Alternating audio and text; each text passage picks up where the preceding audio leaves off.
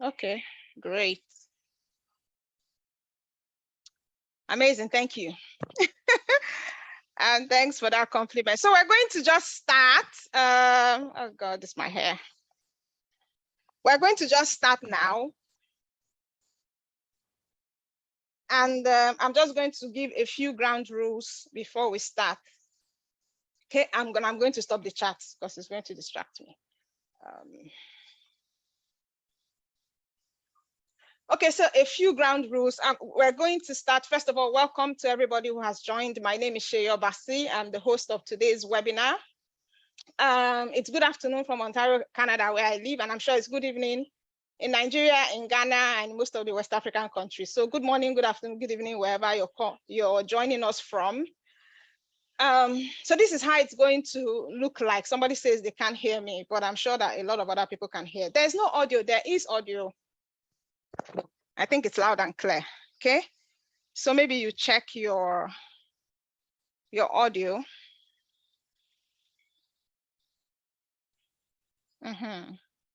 Loud and clear. Good. So long as some people say it's loud and clear. So if you can't hear, probably check the audio settings of your Zoom. You might have, that's where the issue might be coming from. So, so we're going to start. First of all, I'm going to do a presentation on the express entry. And because this is the first time I'm actually doing this presentation, it's going to be a little bit detailed. It might take a little bit of time. And during the presentation, I'm going to stop I'm a little bit distracted by the chat. Okay, so I'm going to stop the chat when I start the presentation so that it doesn't distract us and we can actually pay attention to what I'm saying. And then I also want to say that I have a little bit of issues with my internet. Not my internet, my laptop actually. So it's possible that I might be cut off. So if I'm cut off, I will join back. Yeah, so if I'm cut off, just stay on and I will be joining back. So please, everybody should know that if I am cut off for any reason, give me a few minutes to come back, okay? Because my laptop has been doing that lately. And then when I'm done with the presentation, we can now ask questions. So I'm going to start sharing my screen so that we can get through the presentation and then you can get a better understanding of what the express entry is. And then you can also, of course, ask your questions as you want. So I'm going to start with screen share and I'm going to stop the chats while I do that. 1 second.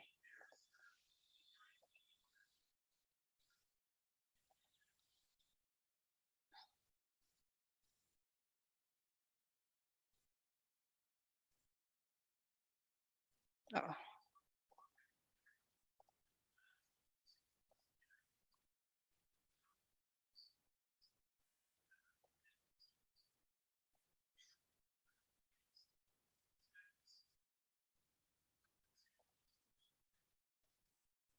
Just give me 1 second, I'm getting there.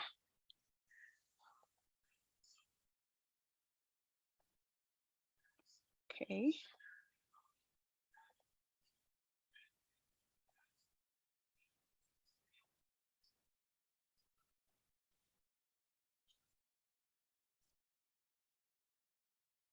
So if you can actually see my screen, just raise your hand, please, so that I can start. If you can see the screen, I need to confirm that everybody can see the screen. Amazing. So we can see the screen, I can start talking. Okay, so good afternoon and good evening, everybody. Thank you for joining. Today, we're going to be talking about the step-by-step guide that you can use to come to Canada as a permanent resident, skilled worker, and you can come with your family. So this is a route that you can actually use to come together with your family at once, and then you can come into Canada as a permanent resident. So it confirms you as a permanent resident even before you come to Canada. So that's how it's different from a lot of the other routes that are out there. So 1 second now.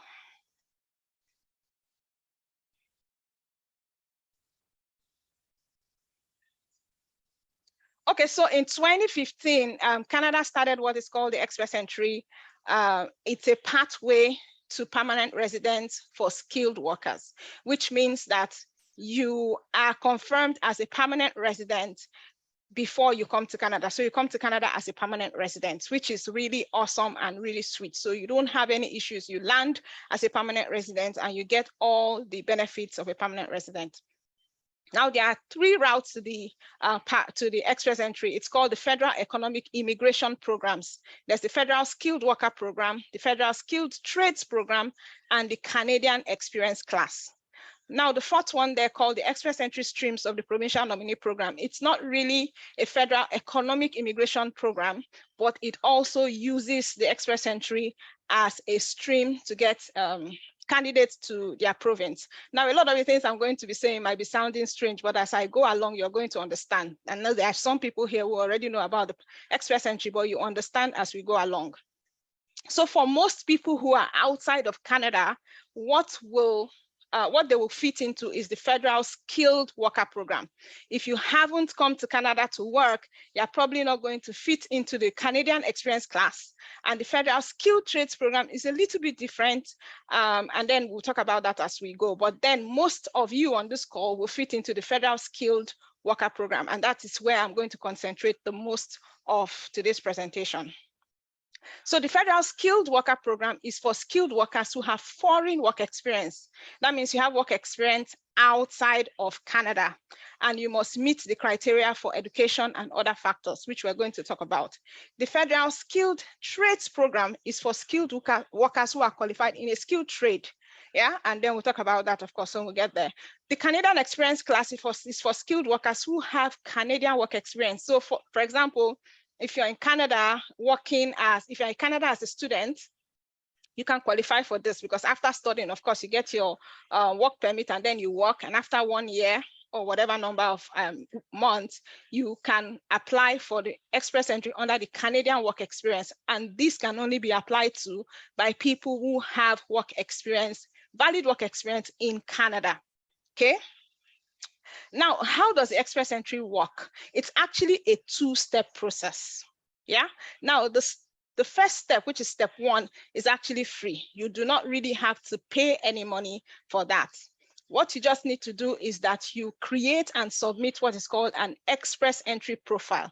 And this can be done online on the Canada website. Okay.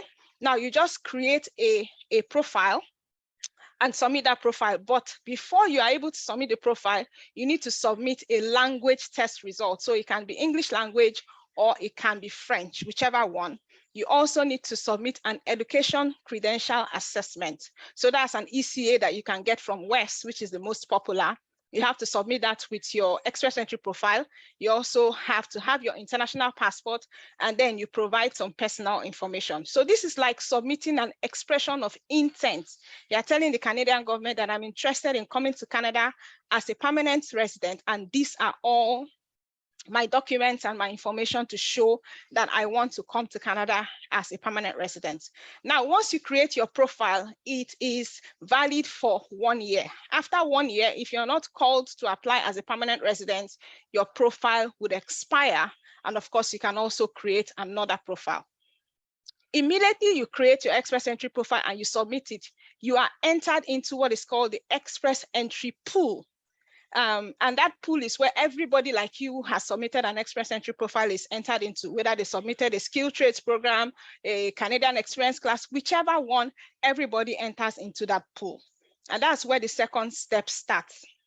Now, when you get into the pool, you get a score using the comprehensive ranking system. So the express entry is a score-based system, okay? So you're given a score. Now the system considers your work experience, your language ability, your education, your age, and a lot of other factors like, do you have family in Canada? Do you have a valid job offer in Canada? And it uses all of that to create a score for you, yeah? So you have a score. You create an express entry profile, you submit that express entry profile, you are put in the express entry pool, and you have a score. Now, how do you get that score? It's called the comprehensive ranking system. That is what is used to calculate your scores. And the scores are called comprehensive ranking system scores, or CRS. And what this score does is that it ranks you among the other candidates in the pool. And you can only get a maximum of 1,200 points, okay? Now, there are 4 factors that are used to determine your scores. There's the human capital, which is your age, your skilled work experience, your education and your language test, and then the education, language, and work experience of your spouse or your common law partner if you have one. It also uses what is called skills transferability. So it's a combination of your language, education, and work experience. And then you get additional points, or if you have a sibling in Canada, if you have proficiency in 2 languages, that's French and English, or if you have a provincial nomination. And as we go along, you understand this a bit more. Okay, so once you have that score, every 2 weeks, the immigration of Canada Immigration does what is called a draw. So they pick people from the pool, you know, that express entry pool where you are, based on their comprehensive ranking scores. And those who meet up the scores are sent an invitation to apply. It's just like those who do JAMB for people that are in Nigeria. You know, you do JAMB, the most score that you can get for JAMB is 400. And if you wanted to do medicine, for example, and they say that the cutoff for medicine is 300, by the time your JAMB results come out, if you had up to 300 points, 300 over 400, you don't need to beg anybody. You will get an invitation from the school that you have chosen to come and collect your admission letter for medicine. So you have to meet that point. If you don't meet that 300 over 400, then you start looking for, maybe you want to do biology or pharmacy or some other courses that are not up to the score that you got. So that's how the comprehensive ranking score works. So for example, if they do a draw and the point is 400, you have to have scored up to that 400 points to be invited to apply for permanent residence. So that's called the ITA. You are given an invitation to apply. It is only when you have been given an invitation to apply that you can now submit an application for permanent residence. So the thing that you submitted before was just an expression of interest, but now you can now submit an application for permanent residence within 60 days. So if they give you an invitation to apply, you have to apply within 60 days, and the processing time is 6 months. Now, what is the process and what are the requirements? Now, are you eligible to apply? To find out if you're eligible to apply, you have to answer some eligibility questions. There is an express entry eligibility tool on the canada.ca website, or you go and read the detailed requirements for each program. But basically, the minimum requirements are that you have at least 1 year of skilled work experience in the last 10 years in any skilled occupation. And we're going to be talking about what a skilled occupation is. Any skilled occupation for now can be invited to permanent residence in Canada. You must be able to demonstrate an approved language test score in either English or French. Most of us will be English. So you have to have a CLB 7 or a Canadian Language Benchmark 7, which is having 6 in all the components of the test. So you have 6 in speaking, reading, writing, and listening. But of course, if you want higher points, you have to have more than 6, but 6 is the minimum. And then you have to have completed a post-secondary education that has been assessed using an education credential assessment. So you must have done WES for your post-secondary education. So as long as you have that 1 year of skilled work experience, you have done an English or a French language test, and you have done an education credential assessment, you have the minimum requirements to apply for express entry. But that doesn't mean that you'll be invited, but of course you can apply. Now, how much does it cost? This is a very popular question.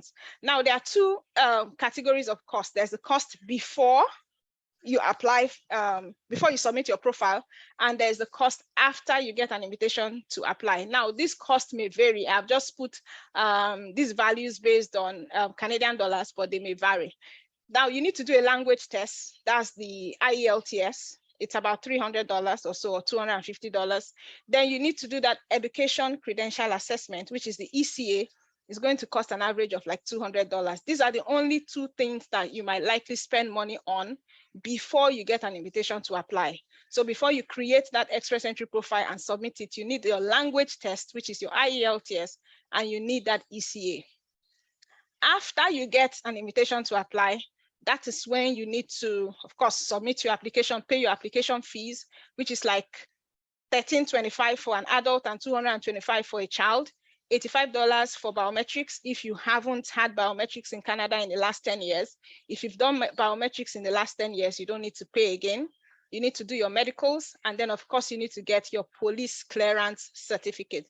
So these are all the costs that you need to be able to apply for permanent residence, from when you need to submit your express entry profile to when you get an invitation to apply. However, you also need to show that you have enough funds to take care of yourself and any family members that are coming with you in Canada, of course, before you settle down and before you get a job. And that is called the proof of funds. And proof of funds is actually based on the number of people in your family. Okay, it's set in stone, yeah, and it changes almost every year or so.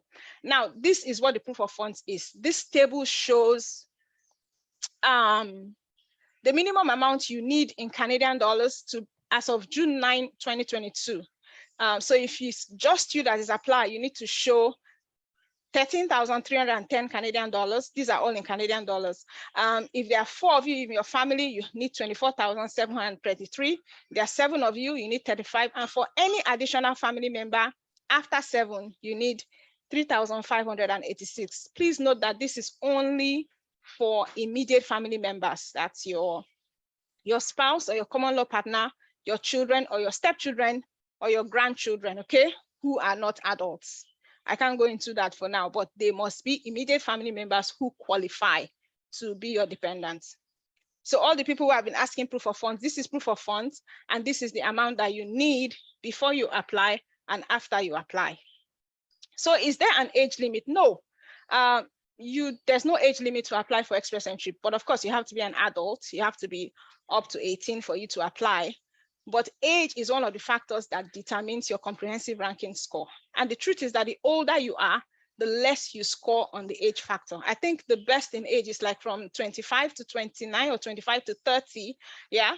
But of course, the older you are, the more you score on work experience. So the older you are, the more you can score on work experience. But of course, the younger you are, the more you can score on age. So there's a balance in there. However, there are provinces who pick people from this pool irrespective of their age. And if a province picks you, that's an automatic 600 points, and you will definitely be given an invitation to apply. This does not happen all the time, okay? So it happens sporadically. It's not something that you should like put all your eggs in one basket on, but it actually does happen. I've seen provinces pick people from the pool. There was a time BC picked administrative assistants from the pool who had low scores and probably had given up, but they were picked because they were already in the pool. So you have to be in the pool for you to be picked. Like I said before, a provincial nomination is an automatic 600 points. And then, of course, if you get that 600 points, you will always be given an invitation to apply. And then even if you have very low scores in terms of your age, there are other ways that you can increase your chances, even though you're advanced in age. There are other ways that you can increase your comprehensive ranking scores so that you can increase your chance of being given an invitation to apply. Do you need a job offer for express entry? The answer is no. You do not require a job offer for express entry. You apply for express entry without a job, okay? It is when you come to Canada that you start looking for a job.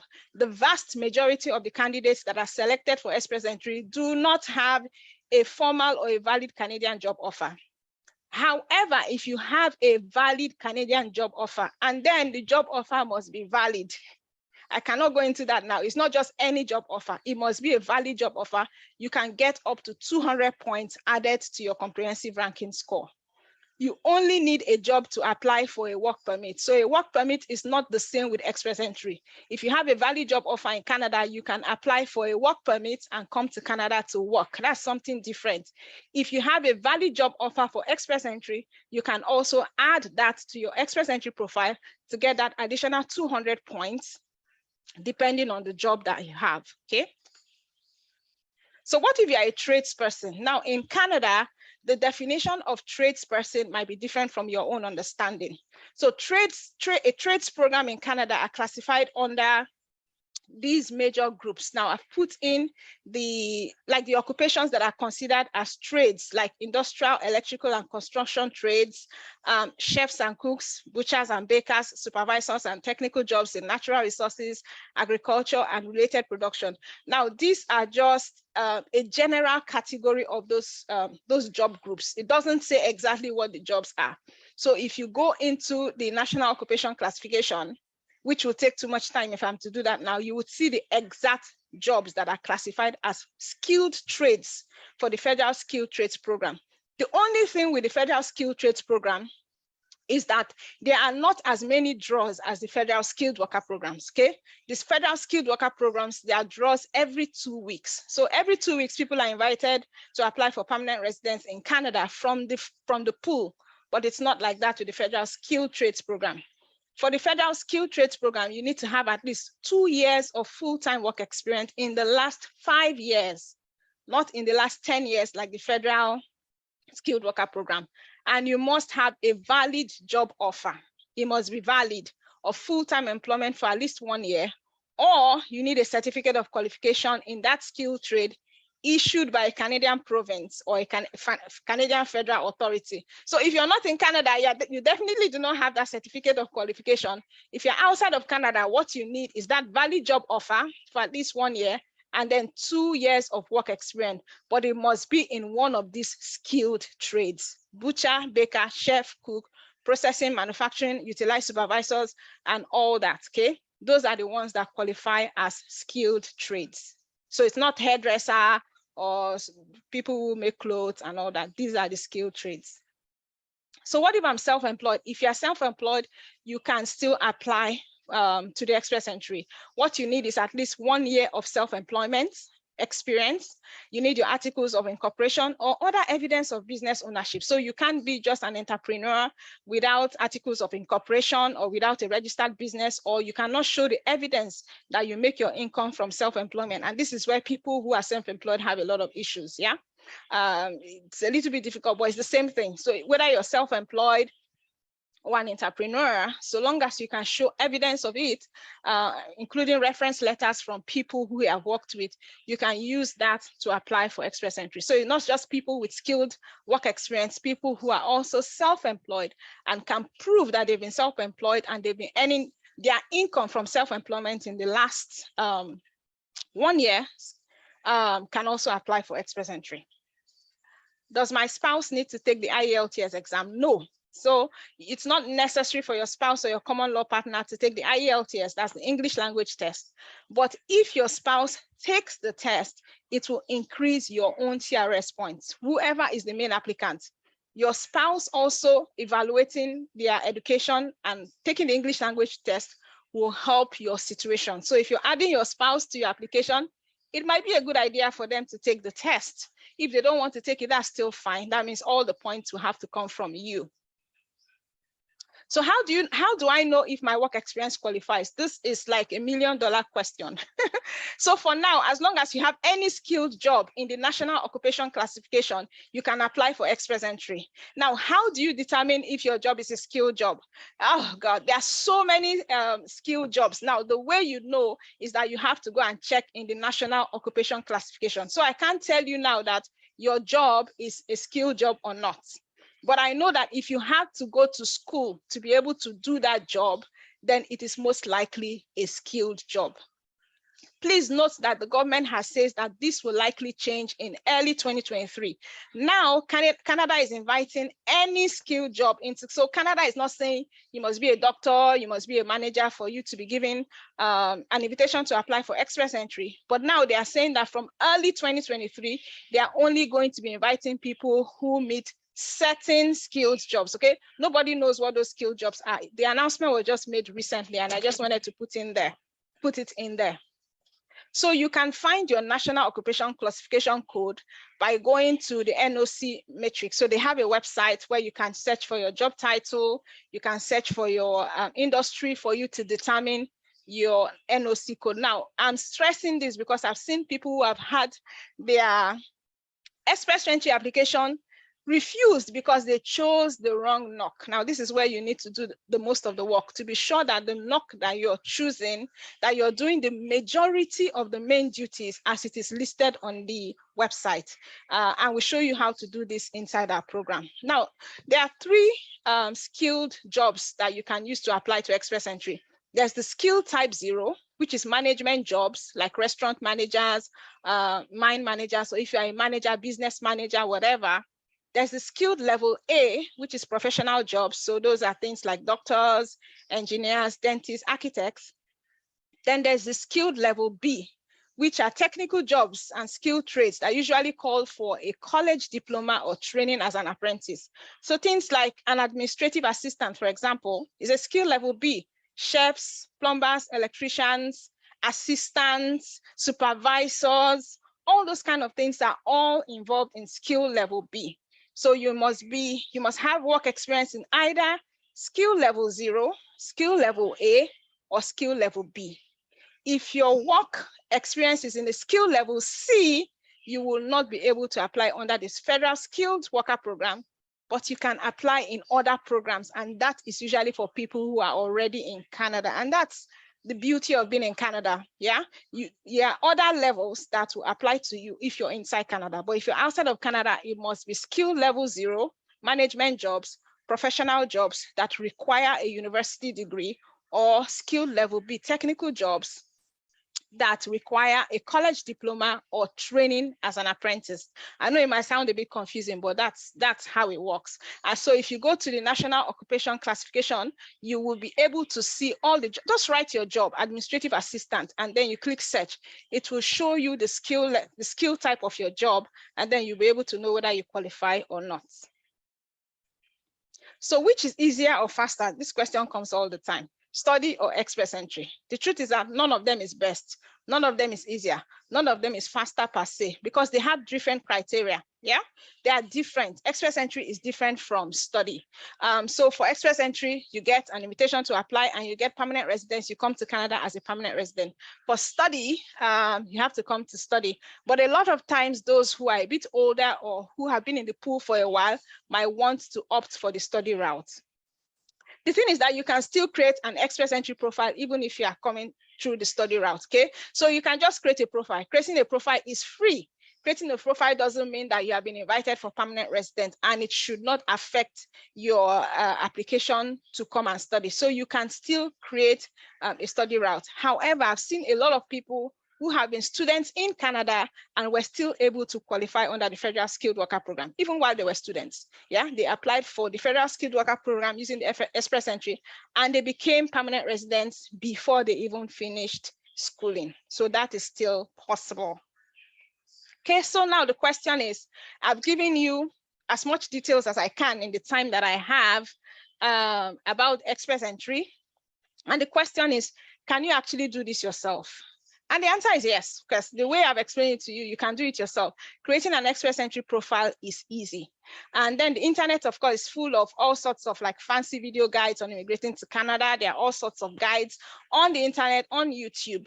But then many of these guides, including the advice that you get from friends and well-wishers of family, might be filled with half-baked information. And this could mean the difference between getting your application accepted or refused. And you don't want to do all the work and then have your express entry application refused. These Canada visa officers, they don't have any smile or joy. They have so much to do. They might not contact you for clarification. They will just refuse. And that is how it works. They have the right to refuse if they are not convinced. And a lot of people have made mistakes that have cost them their chances of immigrating to Canada. And I'm going to tell you very briefly the stories of Michael and Tolani. So Michael is a guy, of course, with 4 years of work experience in a tech company, which of course he qualifies under the skill type level A. He's married with 2 children. He has a BSc in computer and he has an MBA. He's 37 years old. And a few years ago, he created his own express entry profile. It was easy for him because, of course, he's a brilliant chap. He did his research and he was able to apply. However, a few months after he applied, he noticed that his profile became ineligible. And it happens to a lot of people, and it happens to me as well. So his profile became ineligible and he didn't know why. How can a profile that was okay one day becomes ineligible the next day? And he tried all he could to figure it out. He could not. And while he was desperately trying to figure it out because he did not have the knowledge, there was an express entry draw that he could have qualified for, and he missed out because his profile was ineligible. Of course, they did not invite him to apply. Okay, if only he had a solid guide that taught him what to look out for if your profile is deemed ineligible. A lot of people have this issue of their profile going ineligible and they don't know what caused it. What about Tolani? Tolani is a political science graduate married with 1 child. She runs a trading business. She's 40 years old. She heard about the Express Entry in 2018. She did her IELTS, created her profile. Luckily, she got an invitation to apply for Canada permanent residence, but she was confused about how to prove that she was self-employed. And a lot of people have this confusion. Well-meaning friends gave her bad advice. She used that bad advice and her application was refused. And of course, you can imagine how devastating that is. If only she had a solid guide that showed her the best ways to prove self-employment. Okay, time will not allow me to tell you about so many people, BC, Emeka, Musa, so many people, all of them had good intentions, but ended up with regrets. I've had a lot of people come to me for study and then they tell me, oh, my Express Entry was refused because it was the wrong knock. It was refused because of this. And these are avoidable errors. You can imagine someone having gone through that and having their Express Entry refused, okay? So how can you yourself avoid these errors? How do you submit an application that cannot be refused? How do you increase your chances of getting an invitation to apply, which is just the main thing? What do you do if you can't get a reference letter or your employer just refuses to give you a reference letter? There are some employers like that. Or what do you do if you don't have all the required documents? How do you address that? What if you don't have sufficient funds? What if you cannot get police certificate from some of the countries that you need to get it from? What do you do? My advice is to get help from someone or from some people who have done this thing successfully before and who can actually provide a guidance. Now, there are some people who have done things, but they can't guide others. Yeah, so you need to get it from someone who has not only done it before, has done it successfully, and is able to guide you. And that is using what we call the Canada Express Entry Masterclass, which is a new masterclass that has just been created. It is a comprehensive and detailed masterclass that will assist you in preparing and submitting a Canada Express Entry profile and an application that cannot be refused. And the truth is that if you ignore the strategies that are here or the strategies from anyone who knows what they are saying and trying to guide you, you might hate yourself later. The thing with Canada Express Entry or immigrating to Canada is that the longer you wait, the more things change, the more it's harder. So if you have the chance and then you lose it, it's actually very sad. So you get lifetime access to that step-by-step video tutorial guide, and it's very comprehensive, I must tell you, filled with video tutorials, there are checklists, there are templates, there are sample documents, and that all is to help to make your Express Entry journey as simple as possible and give you all the tools you need to get your application approved the first time, because sometimes there are no second chances. And in this masterclass, you will learn how to increase your chances of getting an invitation to apply, how to properly complete your Express Entry profile and your application for permanent residence, how to select a proper knock code. This is so vital. How to increase your CRS points, how to increase your IELTS points. We also show you how to do that. What to do if you can't get a reference letter from your employer, or your employer refuses to write the reference letter in the format that is required. There are employers who do that. What do you do if you don't have sufficient funds? How do you prepare your letter of explanation? How do you maximize your chance of success? And so much more. That's all and more that you will learn from the Express Entry Masterclass. So if you want to come to Canada as a skilled worker with your family, you want to submit your own application, because getting an immigration lawyer to do this for you is pretty expensive, and you don't want to spend that thousands of dollars for a representative. You need guidance on how to prepare your application from someone who knows they're talking about. You want to submit an application that cannot be refused. Then what you need to get is the Express Entry Masterclass. Okay, and I'm going to show you a little bit of what you're going to get inside the masterclass. So it's just a peek preview, is not actually details. So there are actually 18 modules and 3 bonus sections showing you how to prepare your Express Entry profile, how to complete your permanent residence application and the forms. That's when you do get your ITA, how to upload your forms, and then of course there's general information. There are modules that talk about work experience, all the challenges that you have when you're trying to prove your work experience, when you're trying to choose your knock code, language test, how do you improve that? How do you know if you're eligible? What is it about your family that can make you ineligible?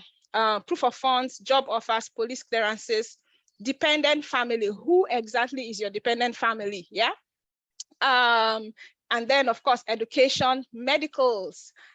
Is it possible for you to be refused for medicals? Provincial nomination. And then what if you've changed your name? Your name was Ogun before, you've changed it to Aliyu or something. How do you prove that?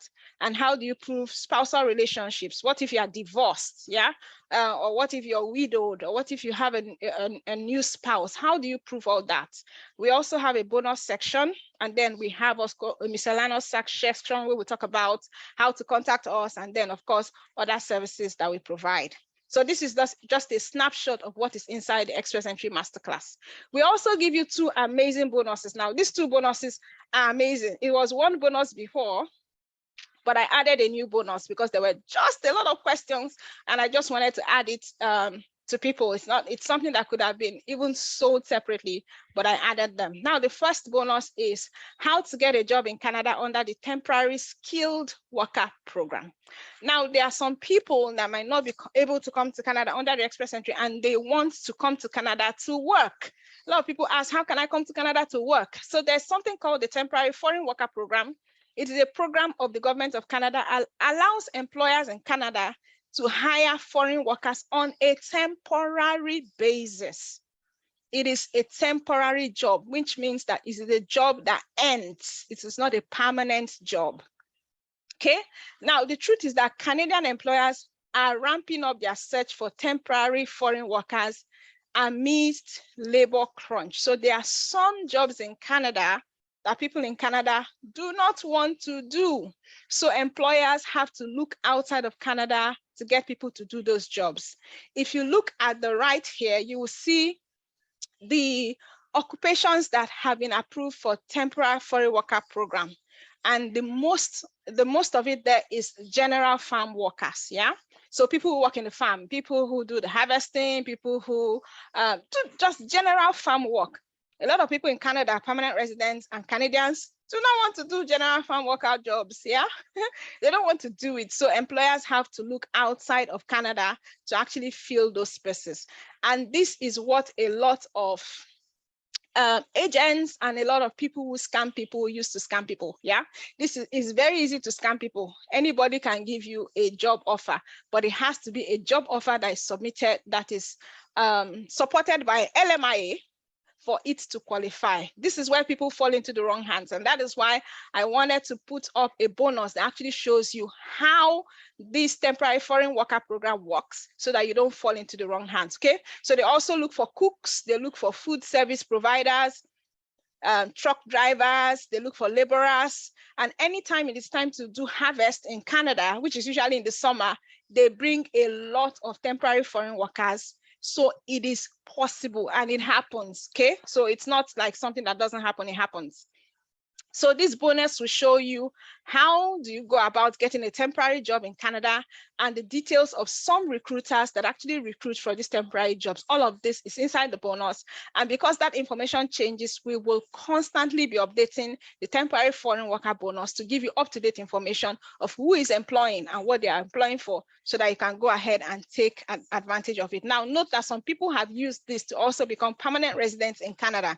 So this is also a route to permanent residence that you can take hold of. You can actually come to Canada as a temporary foreign worker, work for a certain time, and be able to convert that to permanent residence. But that is a completely different thing. But you have to work for a certain length of time to be able to do that. So the second bonus we have is the ABCs of the Canada provincial nominee programs. Now, these provincial nominee programs, if you actually get selected by province, it is an automatic permanent residence, because the province is saying, hey, come and live in our province, yeah? And we're going to give you 600 points that you can add to your CRS scores. And during the next draws, you would definitely be called to apply for permanent residence. So there are actually 10 provinces in Canada. And this bonus shows you the details of how the provincial nominee program works for these 10 provinces. Now, a provincial nominee program allows each province to nominate individuals who wish to settle in their province. For example, Ontario now, so it's like a competition, because some people prefer certain provinces to the others. So there are some provinces that are not meeting their immigration numbers. So they have certain programs to attract people to their province, okay? And then when you say you want to live in their province with your family, they actually nominate you or make it easier for you to get that invitation to apply. But you have to know the provinces that it's easiest to get this provincial nomination, how to go about it without falling into the wrong hands, and how you can start now. That is what this second bonus is going to give you. So these two bonuses alone should cost some money, but I'm giving them free of charge with this Express Entry Masterclass. And there are some people who actually need the temporary foreign worker program. That's what they actually need. And there are some people who the provincial nominee program is what they need. There are lots of people who came to Canada under provincial nominee programs. So it actually does work. So how much is the Express Entry Masterclass? You're getting 3 amazing products. You're getting the Express Entry Masterclass, the temporary skilled foreign worker program, which is going to be updated. So as we hear of employers, I get to hear of employers who are employing people from outside Canada all the time. I will continually be updating this with who is employing right now, so that if you're one of those who wants to come as a foreign worker, you can actually do that. So this will be sent by email to people who get the Express Entry Masterclass as soon as we have as soon as there are job openings and there are people who are employing foreign workers. And then you also get the ABC of the Canada Provincial Nominee Program. So this is actually more than just the Express Entry Masterclass. You are getting these 3 amazing products together. So reminder of what you are getting. You and your entire family can come to Canada at last. You get great knowledge about the temporary foreign worker program and the provincial nominee program, which are other routes to come to Canada to become a permanent resident. You get all the benefits of permanent residents. There are so many. When you come as a permanent resident, you can go to school and pay the fees of a citizen. You don't have to pay those high international fees. Your children go to school for free. You get free medical. And of course, when your children are going to the university, also pay reduced fees. Okay, and then you get a chance to avoid all the mistakes that you could easily have made in your Express Entry application, and you're getting a step-by-step guide you can follow for just 60,000. Yeah, you're getting the Express Entry Masterclass, the temporary foreign worker program with updates on who is employing, so that you can actually take advantage and how to apply for these jobs, and you're getting the ABC of the Canada Provincial Nominee Program. So the Express Entry just restarted on July 6th, 2022. It had been closed since COVID started, okay? They paused it, but they just started. And there were rumors that there were going to be changes to how the program will be done, but those rumors have been confirmed that from 2023, 2023, there will be specific draws, which means that they will be inviting people based on occupation, no longer the way it's been done now. You and your entire family can become permanent residents before any major changes take place. So you need to make haste while the sun is still shining. So if you want to take that leap to achieve your Canada dream, contact whoever invited you to this webinar. Ask them for the link to purchase. This is an affiliate program, which means that it is being sold by a lot more people than myself, but you still get lifetime access to the same program, and you still get access to the same masterclass. The prices might be going up soon. We all know what's happening with dollars now. And then, of course, we're going to be updating this program with, of course, information, especially for the temporary foreign worker program. So if you want to take hold of this opportunity, please grab it now. Contact whoever invited you. Ask them for that link that you can use to purchase. So thank you for listening. And I'm going to come back to the webinar and take questions. Thank you very much. I'm going to open the chat now.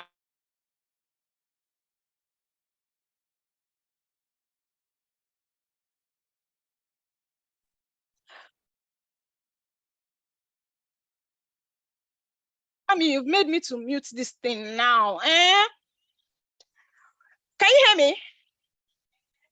Oh, God. Oh. Can you guys hear me? Yes. Okay, so you can ask your question. Sorry about that break in transmission. Okay, so I'm done. I can take questions. Please do not put any link in the questions. Please do not put your affiliate links. We don't want any affiliate links. Do not put your personal details, but you can now ask all your questions. I'm going to lower everybody's hands. Ask your questions. The Express Entry Masterclass is different from the JAPA system. apparently now one is called JAPA system, one is called Express Entry Masterclass. So they are different. So they are not the same thing.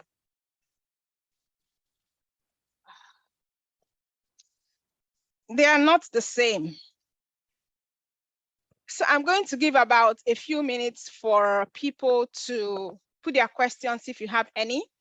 The link to purchase, go back to the person who has invited you to the webinar and ask for a link to purchase. So if I have invited you and you're in my Express Entry group, I'm going to put the link to purchase there.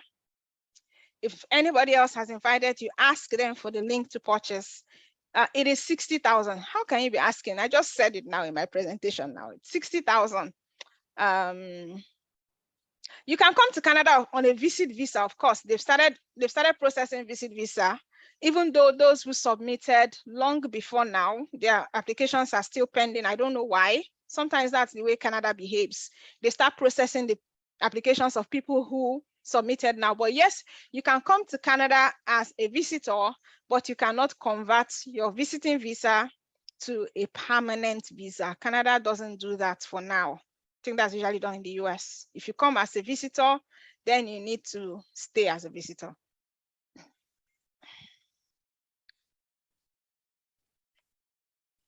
So I'm going to just wait for some questions, pause the chat, and then answer the questions.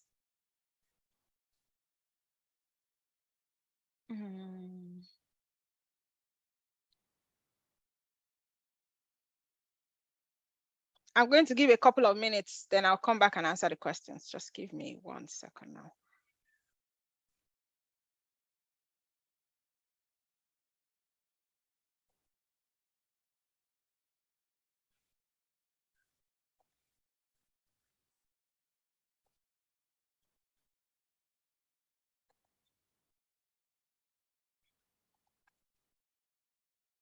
Okay, just 60,000 is too much, really? Okay, then go so go and get the information online now. If you feel that 60,000 is too much, 60,000 is not too much. 60,000 is the price. I am so sorry that you feel that way. But then look at the bonuses that you're getting. I will answer questions in a minute.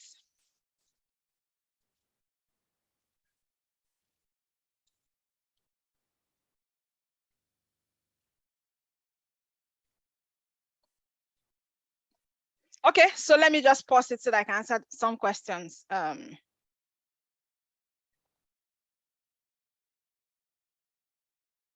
on. Okay, can you give me a link to purchase? Like I said before, ask whoever invited you. We're not putting any link to purchase here because there are so many people that were invited by others who also sell the product. So meet whoever invited you for a link. As a site supervisor, can I apply? Can you apply to what? Like I said, I don't know. You need to check if you actually, your experience or work experience, if it actually qualifies under the National Occupation Code. So I cannot just say, yes, a site supervisor qualifies, though it looks like it will qualify because you're a supervisor, but of course you also need to check. As a nurse, I think I need IELTS instead of Express Entry. What is IELTS? Is just an English exam that you use to apply for Express Entry, so they are not the same thing. Okay, good. What is IELTS scored? IELTS scores, the minimum is 6 in everything. I'm a tailor. What route is good for me? So tailor is not one of the skill trades. So the route that is good for you if you're a tailor is self-employed. So you show that you've been self-employed, then you can use the Express Entry. I am an administrator. Yes, you can use the route if you're an administrator. For the pending visa, when are they going to open it? No, they've started processing all pending visas. So every pending visa is being processed now.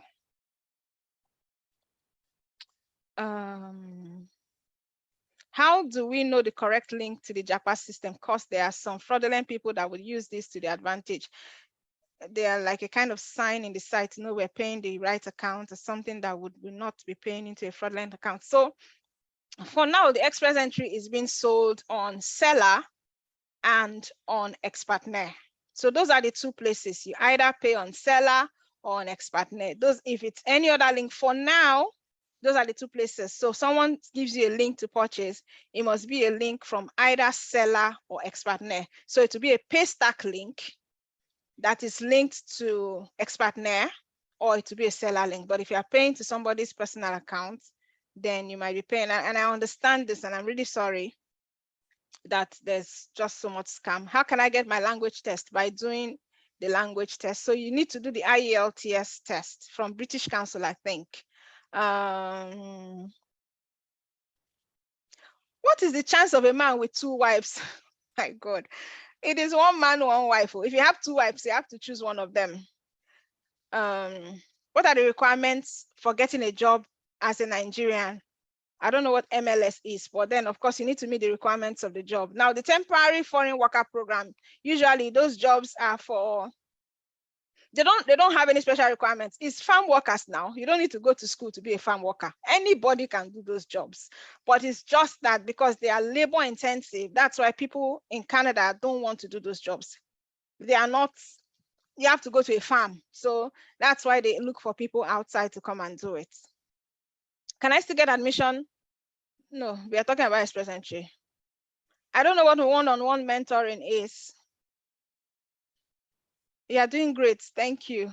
Personal phone contact. When you get the system, you get my phone contact.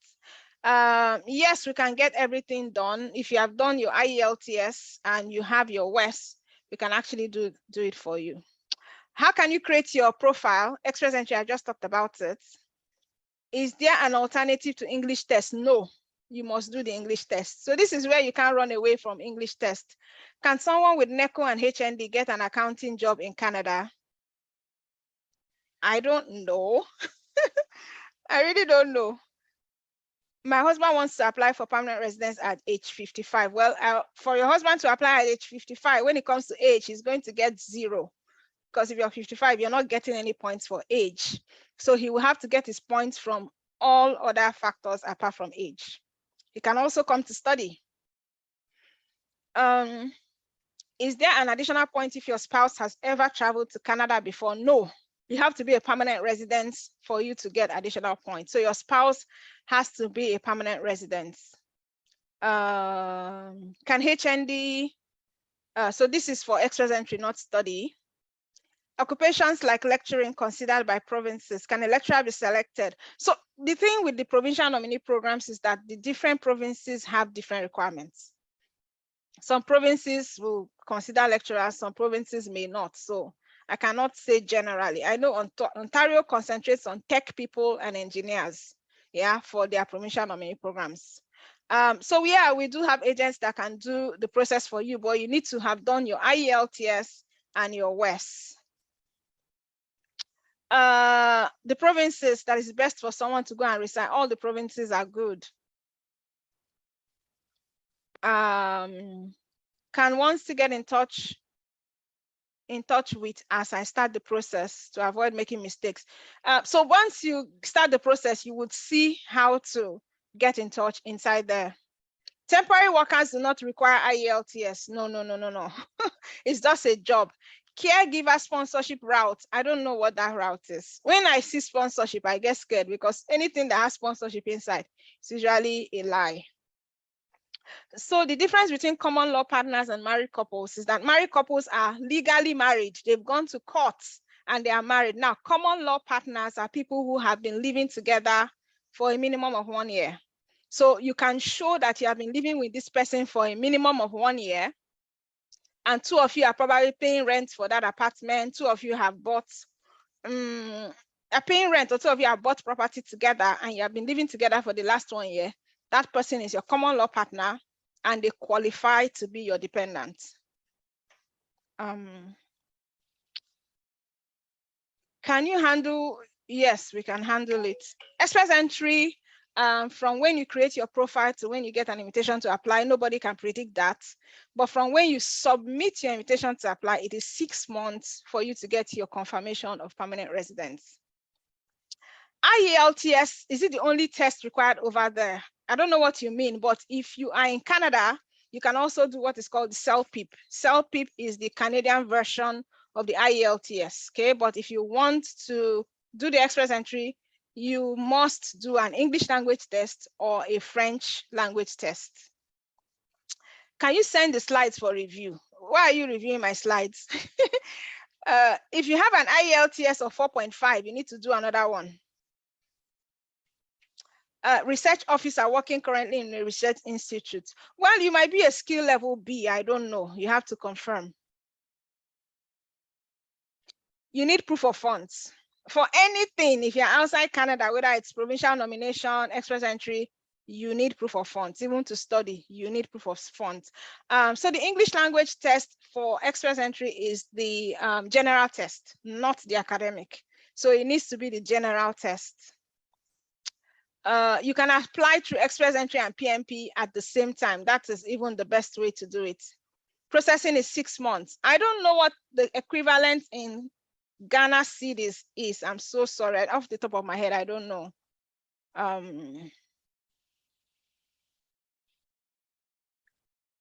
Proof of employment or skilled workers need. I already talked about that. How can I apply for temporary worker while in Nigeria? That's what we show you inside that bonus. What skill can I take a month to relocate? Okay, I'm going to open it again.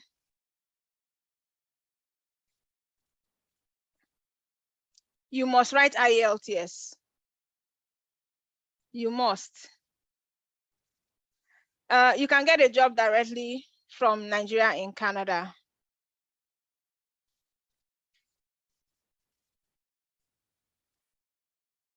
I cannot tell you your knock now. You have to actually go to the website to check that. We cannot add the JAPA system to express entry because they are different. You cannot work in Canada on a visitor's visa.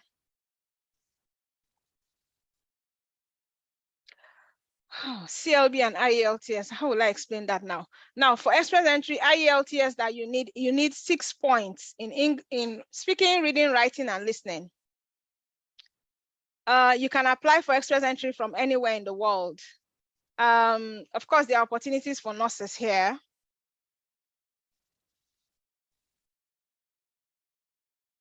Okay, so I'm going to open it again because I think we've answered all this question.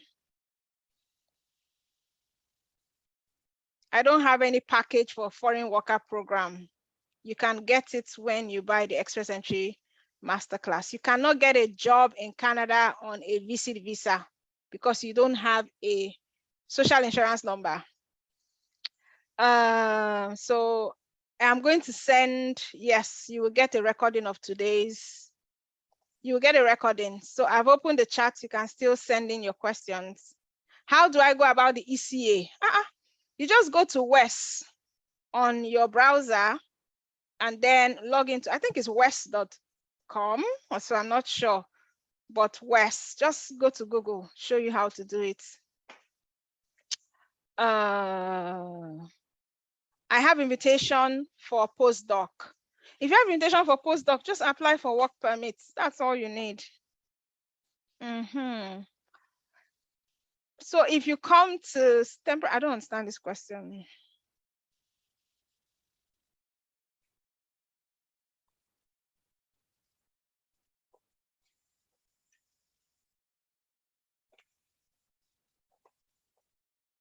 Oh gosh, just ask me questions about the express and some of these questions I don't.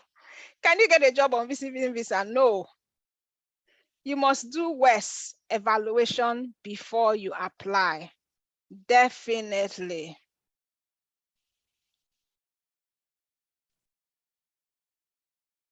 CELPIP is an alternative to IELTS. Okay, so let me look at these new questions. Okay, so the IELTS has a shelf life of 2 years. So by the time you're applying for, you're creating your profile, your IELTS must be valid. IELTS is valid for 2 years and the education credential assessment is valid for only 5 years. If you submit a profile with an expired IELTS, it will not take it. It will not take it.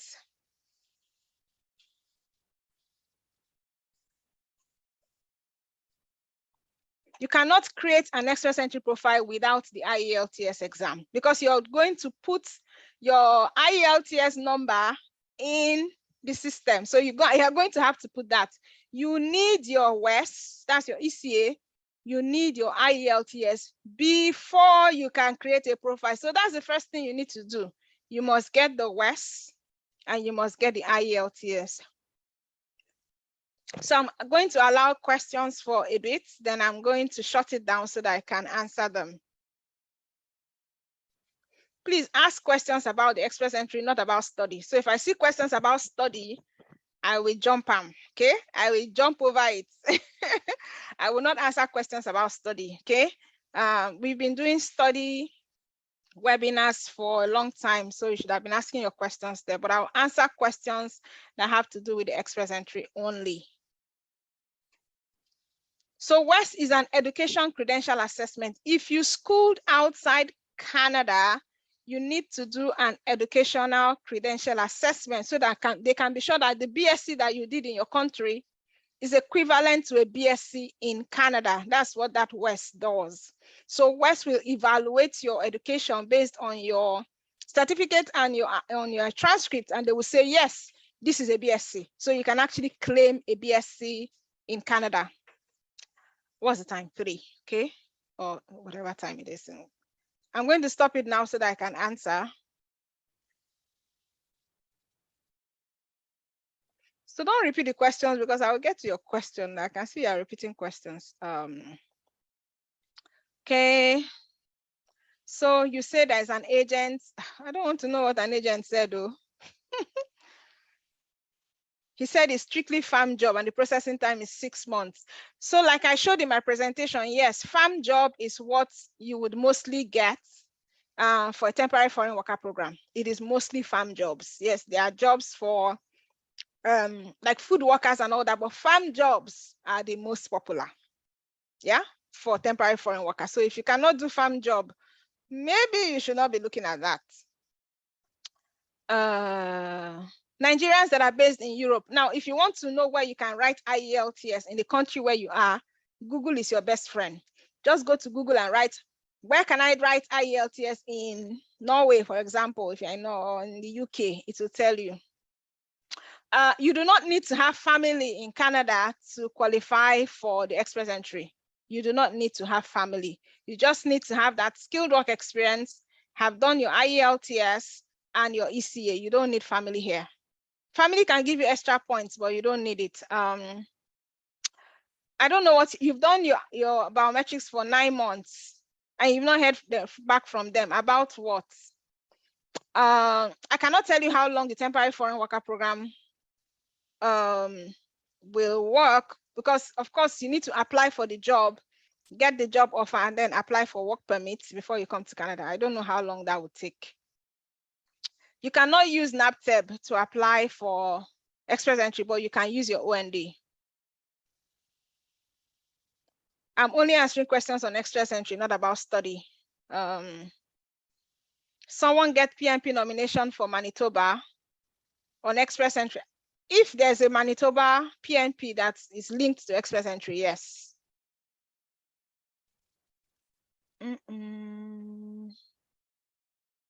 HND holder qualifies so long as you have a post-secondary education. So you have an OND or a certificate that you got after secondary school, you qualify for express entry. So that answers all those questions. I will jump all those questions that are asking me about OND and whatever. So this answers it. Okay, can I change my NOC? Now, changing NOC is not just can I change NOC. You need to be doing the duties in the NOC that you choose. They need to see it in your reference letter, and of course, they will qualify. They will check as well. My husband, what if my husband writes IELTS with me and doesn't intend to travel with me? Yes, your husband can write IELTS and doesn't intend to travel with you. That is possible. You don't need family in Canada.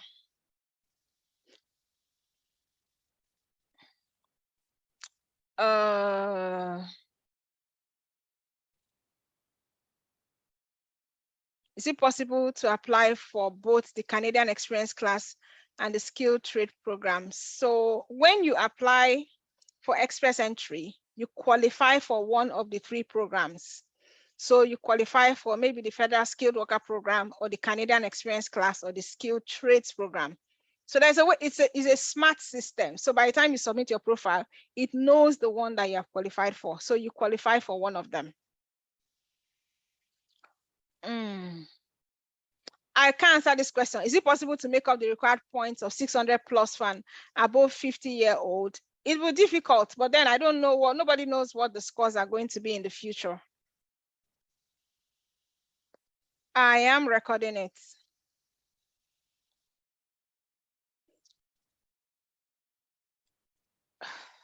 So there are a lot of people asking if they stand a chance with the Express Entry. I explained this during the webinar, so maybe you can go and watch it. What's the difference between ECA and WEST? They are the same thing. So WEST is a kind of ECA. It's the same thing. The Express Entry Master class is a do-it-yourself class, yes. However, of course, we also have a section there where we provide details of professional services, if that's what you want. It is expensive, so that's why I'm creating this. It's something you can do it yourself, but of course, there are professionals. We have immigration professionals who can help you do this as well. Yes, we do. Oh my goodness, can ECA replace WEST? They are the same thing. This is the same question. Okay. Some only,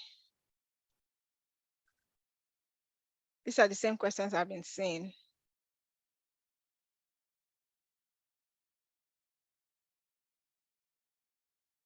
What are the things a nurse needs to do? How do I get IELTS? Go to Google. The IELTS can be paper-based. It doesn't matter. Just get IELTS. Truck drivers are among the skilled trade program. Truck drivers are no, they are temporary foreign workers. Temporary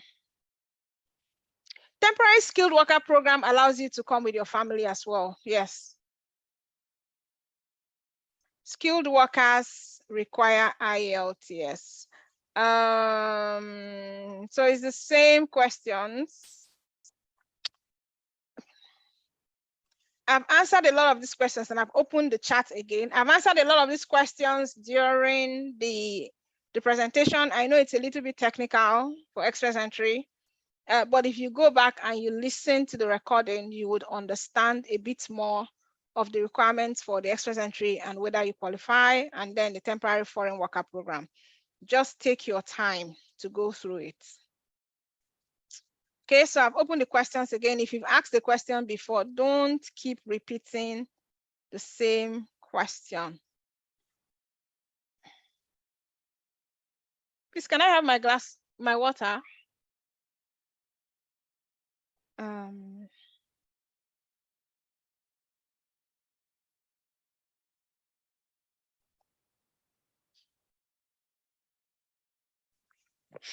Sorry, can you give me my water, please? Okay, why can't I see this thing? Okay, I have done 4.5 be okay for a painter. I don't know what this means. Thank you. You can still ask your questions here for a couple of more minutes. Just drink some water.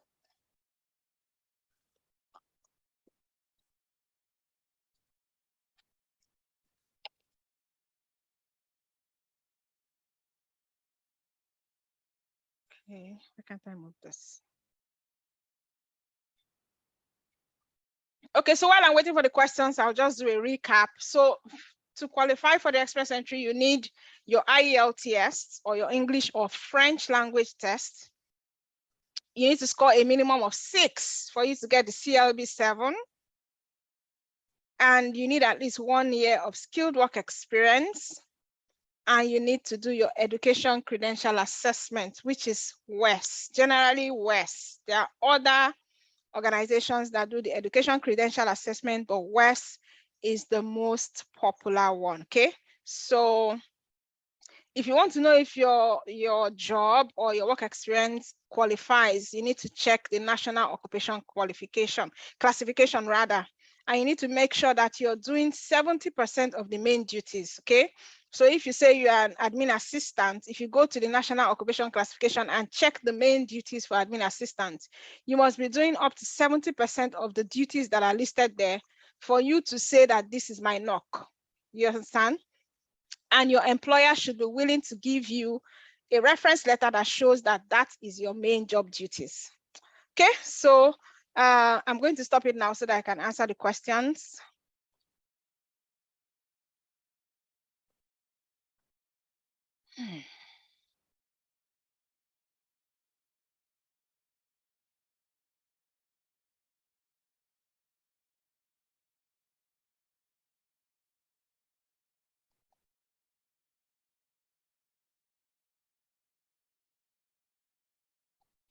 Okay. Will a master's degree certificate give more points than a BSc? Yes. So the higher your degree, the more points you have. So a PhD has higher points than a master's. A master's has higher points than a bachelor's. Now there's another beautiful thing that I must add. You can actually add two degrees, yeah? But not a higher, you can add 2 degrees that are on the same level. I can't go into that now, but you can actually add 2 degrees together for you to get more points. That's one other beautiful thing. But you cannot add a master's and a BSc, no, because that is you can only get points for the highest degree. But then there are sort of degrees that you can put together for you to increase your points.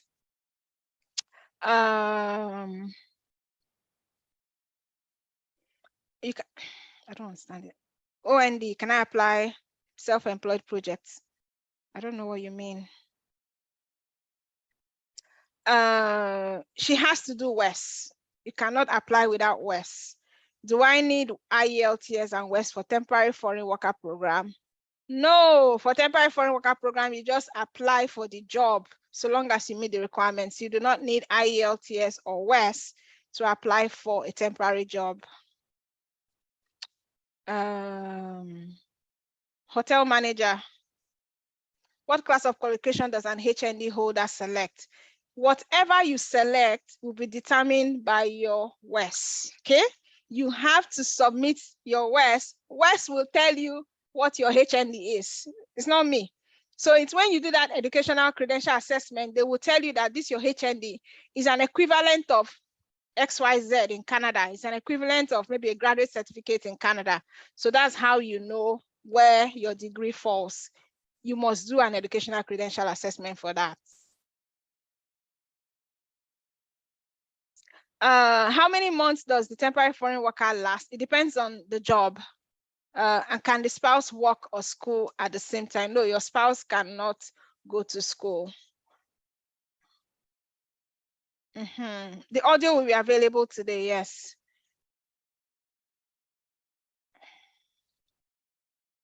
These are the same questions now.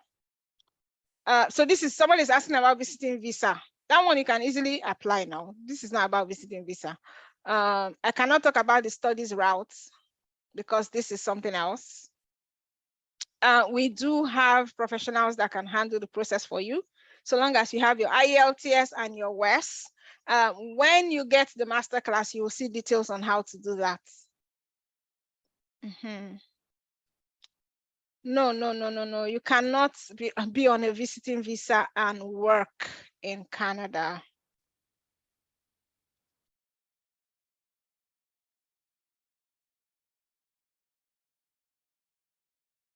Some of these questions are so specific.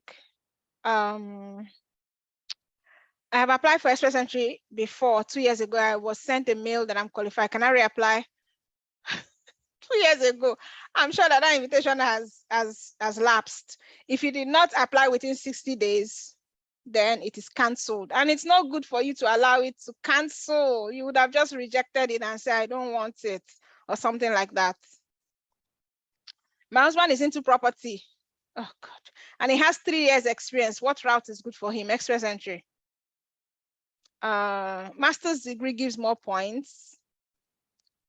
What is the best hand skill a female can use in Canada with no regrets? I'm sorry, I don't know. A truck driver is not. So these are the same questions. The proof of funds is required when you are applying for permanent residence. So when you have received your ITA, that is the only time the proof of funds is required.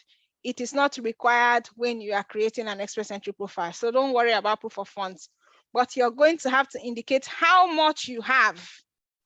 And that amount that you indicate must cover yourself and your family.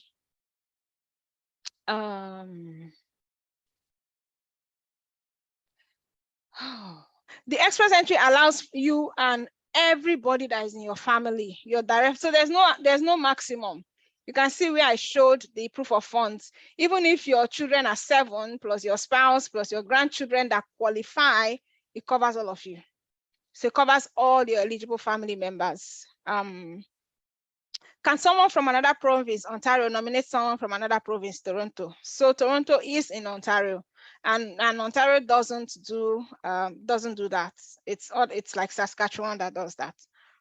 A mechanic with trade test certificate. So your certificate must be from Canada, or you have a work experience, and a job offer. Sorry. A 35-year-old has it. Everybody has a chance. So WAEC cannot replace IELTS. Farm workers definitely do not qualify as skilled workers in the express entry. Farm workers are not skilled workers because anybody can do farm work. You don't need a diploma for that.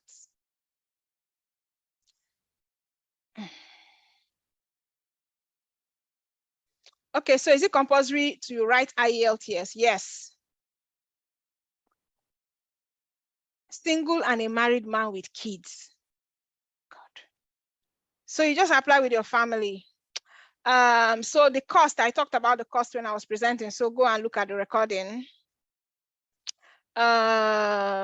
Within which time limit do I have to get IELTS to start? So IELTS is valid for 2 years. So by the time you apply, your IELTS must be valid. 40 years old, my wife is 29, but I have more working experience than her. Who do you advise we should use as the primary applicant? You can use her because she's younger. She's younger, but I don't know, you didn't talk about her education, but she's younger. So for that, you can use her. How is work experience calculated? I have 5 years experience after BSc. I just bagged my MSc. I don't know. Your number of work experience is counted by your actual number of work experience, uninterrupted work experience in the same NOC code. If I enter, no, you cannot enter with a visiting visa and then do something else. Single mom can apply through express entry. Anybody, if you're a single mom, yes, you can apply. So you're asking, can a 3rd class apply for express entry? So express entry does not look at your class of degree. It doesn't care whether you have 1st class or 3rd class, or it doesn't care. So it's not like the study route. So you can have any class, it doesn't matter. The cost implication, I talked about it during the presentation. Express entry is definitely not a part of visitor's visa. How can it be now? Visitor's visa is to visit. You can only stay in Canada for a maximum of 6 months. You have to leave if you're a visitor. There's no JAPA system bundle. So if you want the JAPA system, ask whoever invited you to send you a link to purchase it.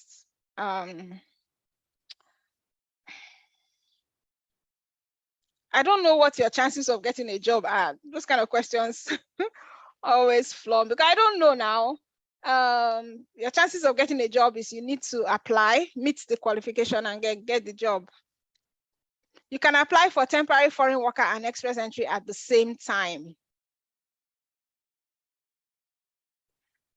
A teacher has the opportunity. How do you start? You create an express entry profile.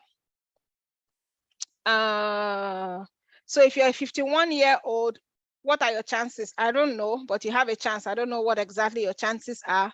The process from creating profile to getting ITA, nobody knows because it depends on when you get an ITA. But by the time you apply for permanent residence, it takes 6 months, okay? 6 months to get permanent residence. So we're not talking about CARE certificate here. I can't answer this question. This is not about, this is express entry, not about CARE. I'm a technician in health information. Can I get a job offer? If you get a job, you can get a job offer. With a CRS score of 445, how can one improve given the last invite was above 500? So, I mean, I don't really know the details of the profile you have now, but of course, there are ways you can improve your scores. We show that in the Express Entry Masterclass. I can't go into that now. And the scores have been coming down since they started. Now, the reason why the scores are that high was because they've not done draws for almost 2 years, but the scores will continue to go lower, okay? I don't know if it's going to get to 445, but it's going lower consistently. Permanent residency requires proof of funds. Okay, so I'm going to ask the question again, open the, because I see it's the same questions that I'm getting. Chartered accountant getting a job. You can get a job if you see a job that would take you. Is NECO accepted for what? Oh my God, you cannot use anything to replace IELTS. You can only use CELPIP or IELTS, or you do the French exams. I've forgotten what that one is called. Okay, so like for a lot of these questions that you're asking, if you go back and look at the recording, you'll find out that we've already answered this question. So, and I don't want to keep repeating myself. So I've opened the questions, the chat again. You can send in your questions so long as it's not a question that has been asked before and you're not repeating yourself, okay? Thank you. So we have only about, how many minutes? What's the time now? We started at 2, so we have about 20 minutes or so to go. So just put in your questions and give me 1 minute. I'll be right back. Just 1 minute, please.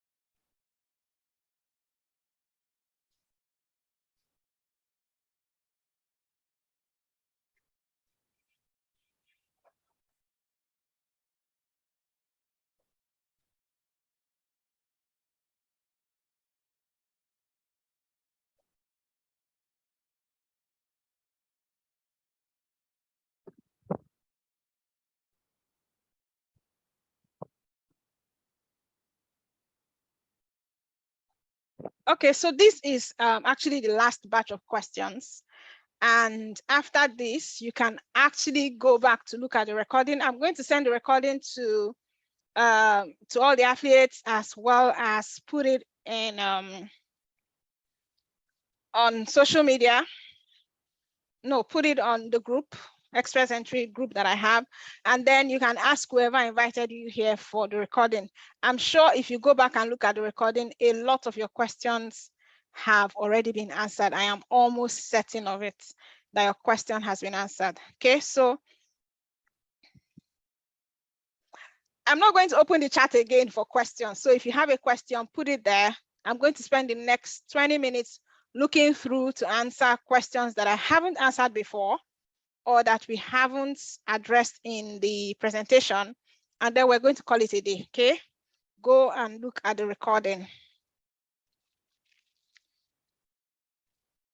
UKVI is not acceptable. I've said it like 1 million times. It is IELTS or CELPIP. Just give me 1 minute.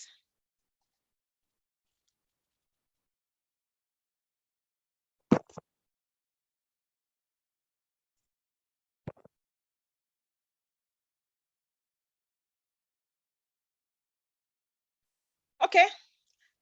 So I think I'll start answering now. Let's look at the. Please don't ask. I won't answer questions about visitors visa. I will not answer questions about studying in Canada. Okay. And I will not answer questions on price. The price is non-negotiable. If you know that you do not have the funds now, then maybe you can try some other routes, but the price is non-negotiable, except maybe there's a sales or a promotion. That is the price. Okay. Okay. So let's stop it so that we can answer the questions. So, and if I've answered the question before, I will not answer it again.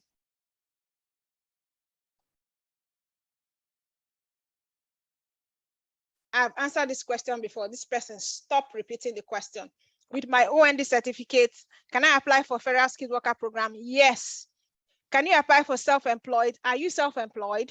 So you cannot apply for the two. You either have skilled work experience or you're self-employed. You cannot be self-employed and have skilled work experience together. Yeah. So if you have the skilled work experience at least 1 year, or you have self-employed experience that you can prove, and you have OND, yes, you can apply for express entry. So I hope I've answered your question. Stop asking it, okay? Then, and then questions, for example, this question, as a correctional officer in a prison, do I stand a chance to study and also work in Canada? How will I know? Correctional officer in prison is not a requirement to study now. What is the requirement to study? Is what you have, your education. Okay, so I'm not going to answer such questions. I took my time so that I can just address it. I'm not doing a promo. Let's say I'm in Canada already. Can I apply for IELTS? Of course, you can do IELTS in Canada. I don't know. I have a medical degree. How do I start? You start by creating an express entry profile. Mechanical engineering, can I apply for temporary worker? So like I said before, the temporary worker programs are mostly unskilled labor. Do you understand? So it's like farm workers, unskilled labor, and anybody can apply, okay? So long as you can get yourself to do the job, you can apply. You don't even need, a lot of times you don't need a degree to apply for it. So there are a lot of these Portuguese people and all these other people that come to do those jobs. Those people are not educated, but they come here to do temporary jobs a lot, okay? Job experience for skilled workers in express entry, must it be gotten in Canada? No! This work experience is not in Canada, it's outside Canada. Any other place apart from Canada, okay? If you have work experience in Canada, then you're applying for the Canada Experience class. Federal Skilled Worker Program, your work experience is outside Canada, not inside Canada. If you're in Canada studying and you have foreign work experience, you can also use that to apply, okay? If I enter through express entry, can I still further my studies? You can, if you enter through express entry, you can do anything you bloody want to do, okay? You almost have the same powers as a citizen. You can go to school, you can go to schools that do not even require postgraduate work permits. You can go and do professional programs. You can do anything. WES is Educational Credential Evaluation. I don't know how else to say it again. I'm surprised that people don't know what WES is. WES is the organization that evaluates your degree or your diploma and tells you the equivalent in Canada.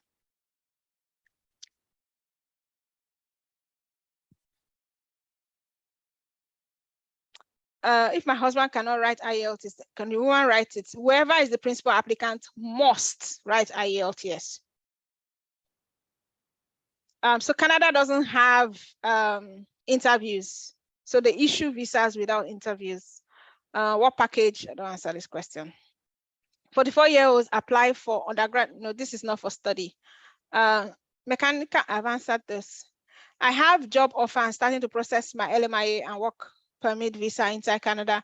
How many months does it take? Where do I do my Burma? If you're in Canada, why are you asking all this question now? Whoever is processing LMIA for you can answer these questions for you. Yes, we're going to send a video. Temporary foreign worker does not need proof of funds because you have a job offer. You're coming to work. Do you understand? And if that is proven, you don't need proof of funds. What you need is a work permit, which you need to apply for. So we're not talking about study. Civil servant, which job can you do in Canada? How will I know? Civil servant in what? You have a secondary school certificate. You might have to go and do a diploma. Yeah. How do I get West? Go to Google. I joined late. My husband and I are both graduates. He's a government worker. What is the first step? IELTS is important. The first step is for you to buy the Express Entry Masterclass. I've answered this question. I don't know where to start. I need to create an account, then buy the Express Entry Masterclass to show you how to do that. I have a BSc nursing, RN. Can I send all to West for evaluation? So if you have a BSc, you're sending the BSc. It's your highest education that you're sending to West, not all of them, just your highest.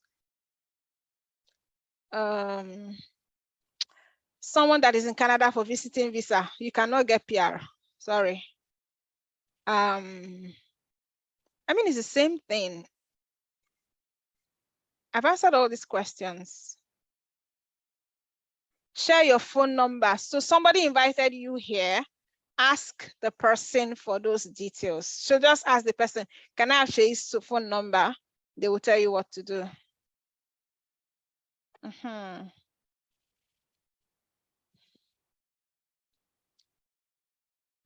So for now, somebody's asking type of skilled workers that are needed. So it doesn't matter the type of skilled workers that are needed here. So long as you have a skilled work experience, you can apply for Express Entry. When you come here, you can look for a job that meets your skill. You want to get into Canada first, okay?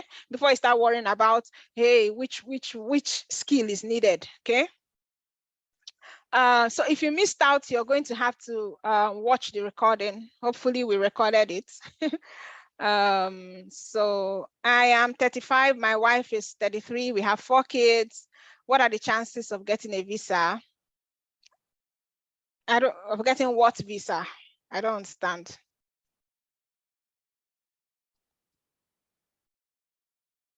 Okay, so for you to create an Express Entry profile, IELTS you need is it's general, not academic. So if you have academic IELTS, go and do another one, which is general.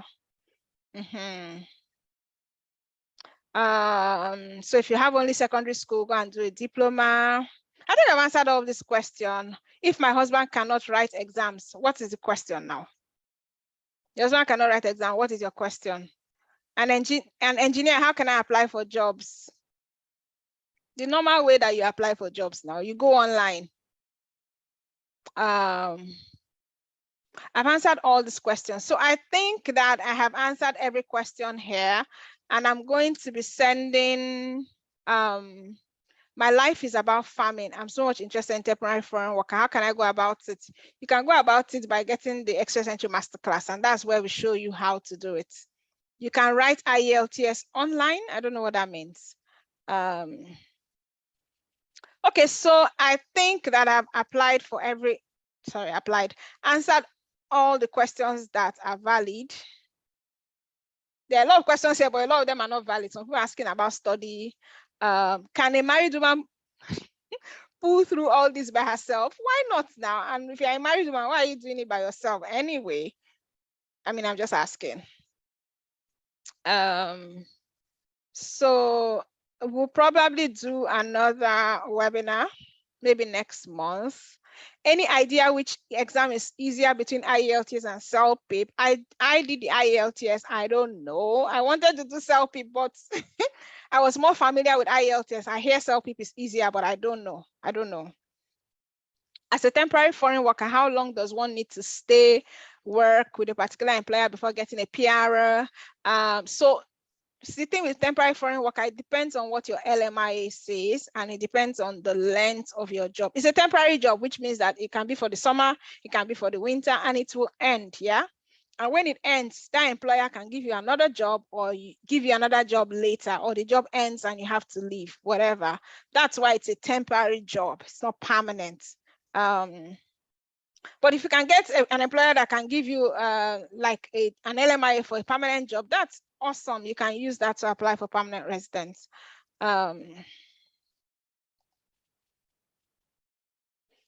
hotel manager can apply? I am already on the study route. If I can get permanent residence, will this have effect on the school fees not yet paid? So if you get permanent residence while you're a student, then you will change to permanent residence and you start paying permanent resident fees. Yeah, but if you have already paid fees before, that one is gone. But if you become a permanent resident while you're a student, then your fee structure will change. Can I put my younger brother as my dependent? No, no, no, no, no. Your brother is not your dependent. Your brother cannot be your dependent. It's your wife, your children, and probably your grandchildren will qualify. Yes, you can get the recording. Can someone get PR after working? I just explained that. Do doctors have to write IELTS? Even professors have to write IELTS to come to Canada. No matter who you are. I schooled in Canada and I did IELTS to get permanent residence. So everybody has to write it. Someone with temporary foreign worker, you can come to Canada with your family. For temporary skilled work, we do not assist people, but we show you the employers that are employing. And also, I'll also be sending emails anytime that there are job vacancies. So anytime any of those employers announces a job vacancies, I will send an email only to those who purchased the Express Entry Masterclass, not to everybody, okay?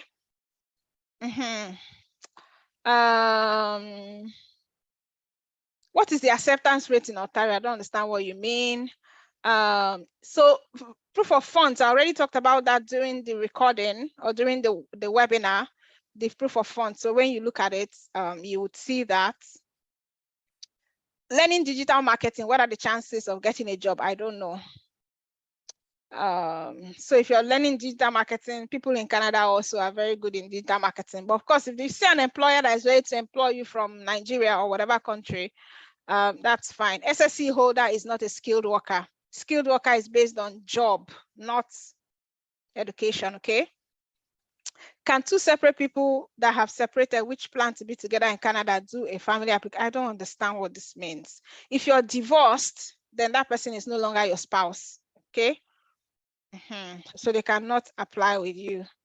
Temporary foreign worker does not need the IELTS. I have PhD. How can I secure a teaching and research job? You can actually go to school websites or check online. I know a lot of professors on Twitter also post research jobs there. Twitter is a very good place to get that.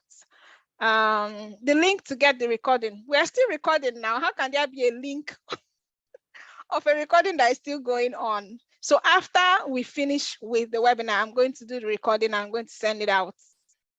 IELTS does not have any advantage over CELPIP. I don't know anything about painting job. The duration of farm workers, it depends on the farm job. So I can't say. It can be 1 year, it can be 6 months. It depends on the job. If my partner gets a job as a farmer, can I get a work permit? So the work permit will actually be for your partner, okay? How can you get a work permit when you are not the person that has the job now? Age specification for Express Entry, there's none. If my wife is close to 40 years old and she's a principal applicant and I am 50, we both have degree, do we both need to get WES? I already talked about that in the presentation.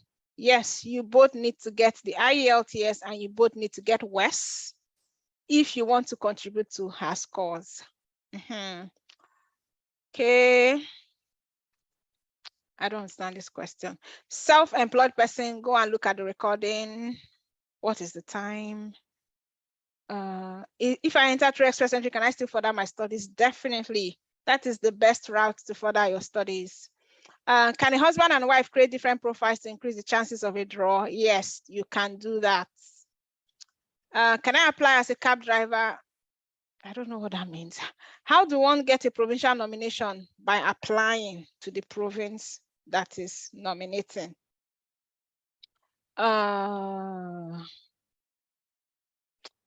I've applied for Canada visa from agent before with my family, but we later terminated due to lies and stuff. Now I'm not with my wife again. The passport had expired. Can we get another passport as a single because I'm still young?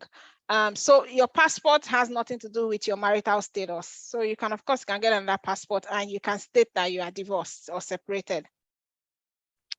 So the recording will be made possible. I will send it to all the affiliates who invited you here. I will also put it in the my own Express Entry group. And of course, somebody invited you, just ask them how you can get the recording. I filled a free online assessment questionnaire, got a response. I'm qualified for Canada Priority Residence Program. What does this mean? I have no idea. Like I said, there's so many things happening out there. You need to be very careful when it comes to immigration. There are things happening. So be sure that what you're doing, you can always go to Google and write, what is this? And Google will tell you whether that kind of visa exists. Yeah, I've heard all sorts of funny visas there. Canada has specific visas and they are not hidden. You can go to Google and search and you will know whether there's a visa like that. So master's degree gets more points. I've seen these questions before and I think I've answered everything. So food technology graduate, is it a skilled worker? So like I said before, skilled worker is not, it's about your job or your work experience. IELTS has not been removed for nationals of Nigeria or school or, okay, so I don't know what you're talking about. We're talking about Express Entry, not school. You don't need IELTS for the foreign worker program, okay? So what I'm going to do now is that I'm going to lower all the hands. I think I've gone through this. If you have a question that I've not answered, you can raise your hand and I'm going to call you. And we have only about 15 minutes. I'm not going to talk about study route here. I'm so sorry. So I'm going to ask Eniola, you can unmute and then ask your question. Eniola,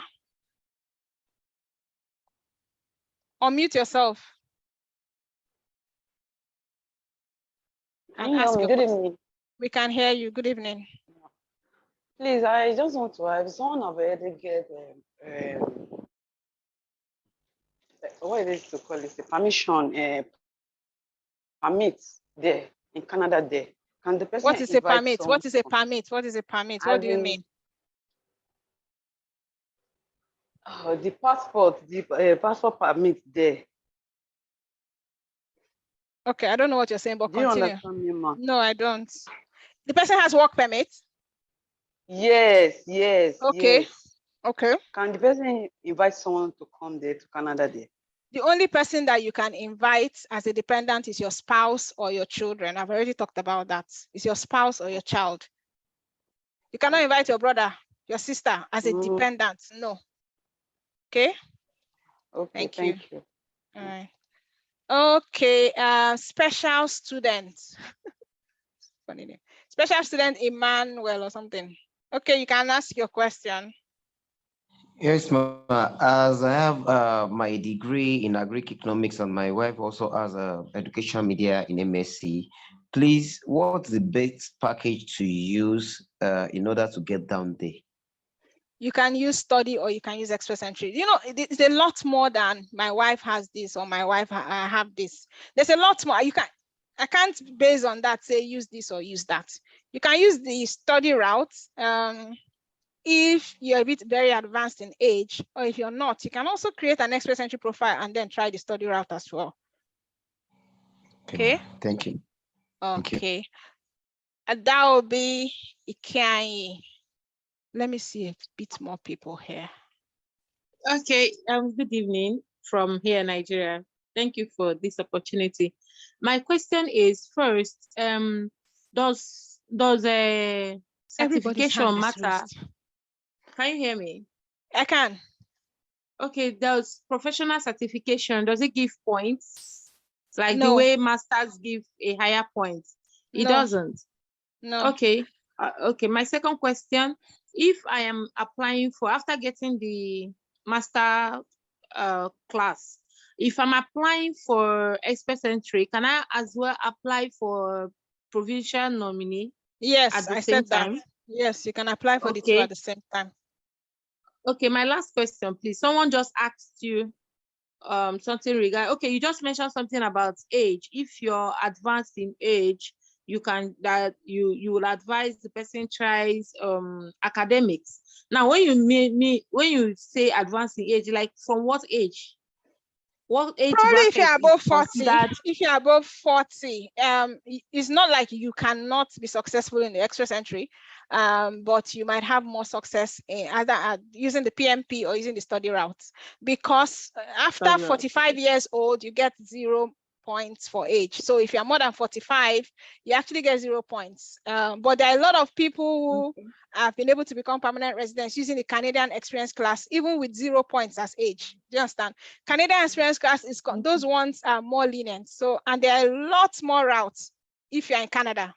If you're outside of Canada, it's only those federal skilled worker program or federal skilled trade. But if you're in Canada, there are more than 80 routes that you can use to become a permanent resident. So that's why I advise people to come. I'm telling you, each province is struggling to get people to their province. There are so many routes if you're a student, or if you have work permit and you're here. So many, but if you're outside. And this master class stuff that we're going to buy now contains things regarding the provinces. Like, for instance, yes, my husband is an IT tech guy. He studied in and he's working currently with a tech company. So I was telling him just now that after buying it, I want him to try provincial nominee Ontario, like you mentioned, since he's into tech, and then also, of course, do the express entry. So he wanted to know if we can do the two at the same time. Definitely, you can do the two. Okay, thank you so much. Okay. I don't even know. Sheunfumi Pham. You can unmute and ask. Good evening, ma'am. Good evening. Thank you for the opportunity. Please, I'm into farming. I'm interested in that temporary workers. So I don't know how I can go about.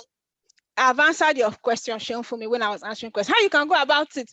You have to buy the Express Entry Masterclass now, and then you have to know the employers that are employing, the real ones, not the fake ones, so not all those ones I see on social media, the real ones that are employing, and then you would now be able to use, apply to valid employers or valid recruiters. So you actually have to get the Express Entry Masterclass, and then any recruiter that is employing, I'm going to be sending the information on a regular basis.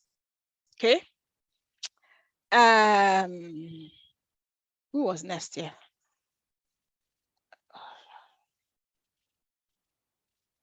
Okay, I think it was this person, Sister Favor. I'm tired of reading the questions, so people should just ask. Sister Favor, you can unmute yourself.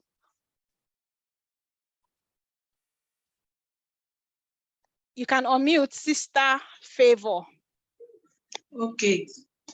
Good evening. Good evening.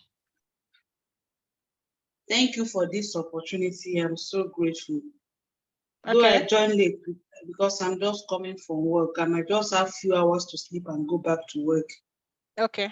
So there's something I want you to help me confirm about UConn pilot program.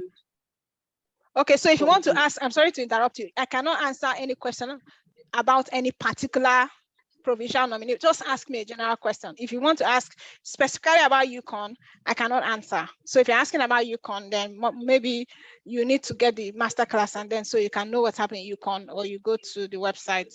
I cannot answer those kind of specific. So if you have any general question, you can ask. If you don't have a general question, I can't answer about UConn. I'm sorry. Okay. Thank you. Okay. Good. Meeting myself. Ogaga. Ogaga can ask his or her. All right. Good evening. Good evening, madam. Good evening. Hello. Okay. For my ECA, ASU is on strike, and so that's delaying my transcript. So I want to ask.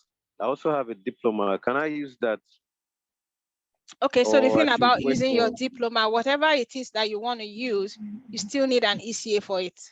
I hope you Yes, I've know. gotten And the then the ECA for the diploma. higher your degree, the more points. So what you are getting with the diploma, you can actually start with a diploma, and when you actually get the ECA, you can change it. You can go to your profile and update. So that's the best that I can say. Okay, so I can apply with the diploma while ASU is Yes, still on while strike. you, When the yes, strike is yes. called off, I can change. You can change Okay. it. You can just go to your profile and update it. Okay, all right. Thank you very much. Okay. Mercy, I know this person has raised their hand before. You can you can unmute Mercy.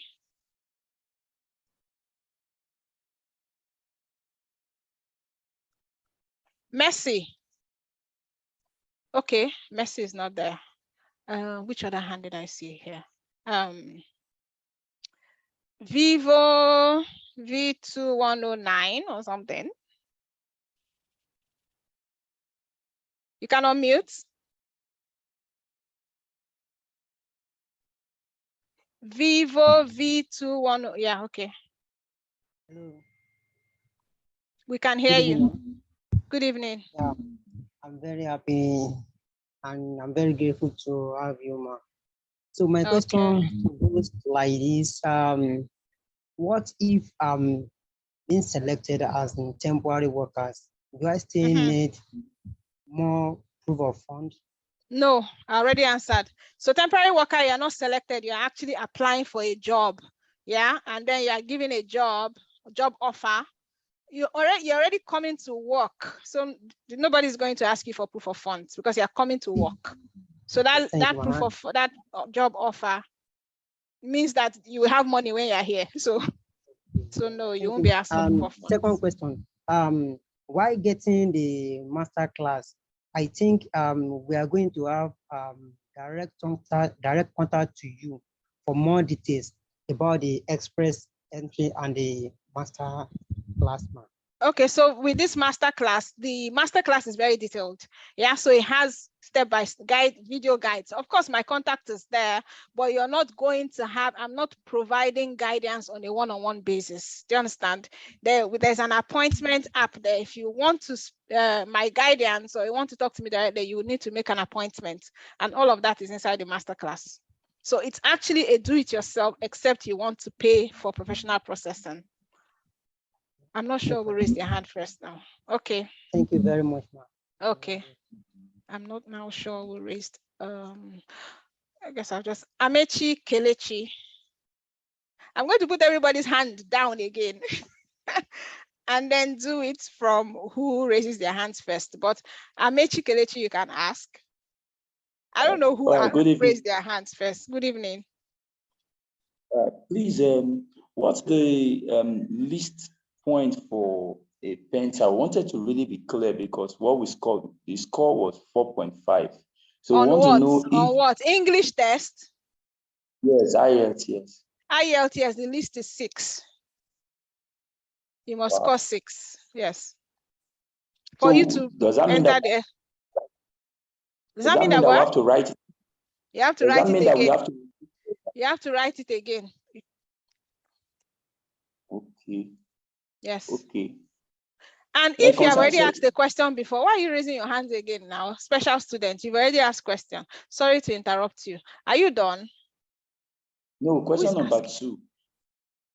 Concerning the provincial nomination, how do we, as in, I think you mentioned a particular province that don't give nomination. So how do we really know? There's no province that don't give nomination. All of them give. Why would a province not give nomination? All the provinces give nomination. Okay. All of them do. All of them want people now. Okay. Rosemary Bright, something, sorry, or Patewa or something. You can ask. Okay. Good evening. Sorry, I came in late. Hello? I can hear you. Hello, sorry, I came in late. Sorry, I read chemical engineering and has been practicing music for about 30 years. So I don't know what's best. I don't know, sir. You have to go and look at the recording. Your question is very vague. I don't know what you're asking. What's best for what? No, Do you have, like do you I have said, I came skilled, in late do you for have the skilled work experience? yes in Do you have music. work experience? Are you working for an employer? No, I'm self-employed.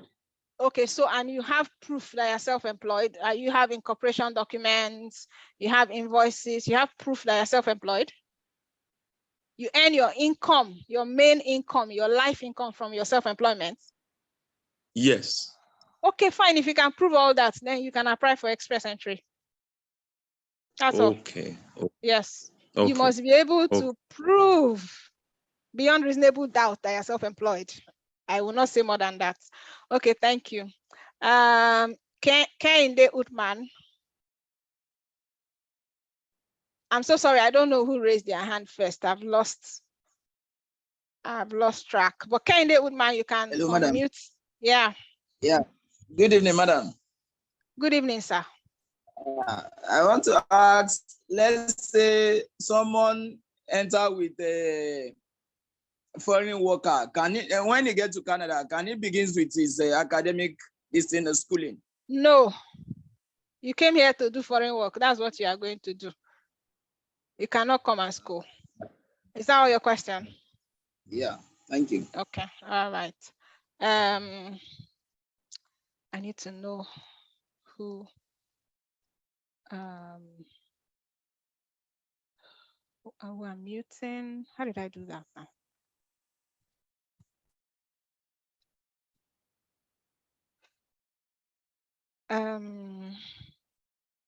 Who was next? I don't know.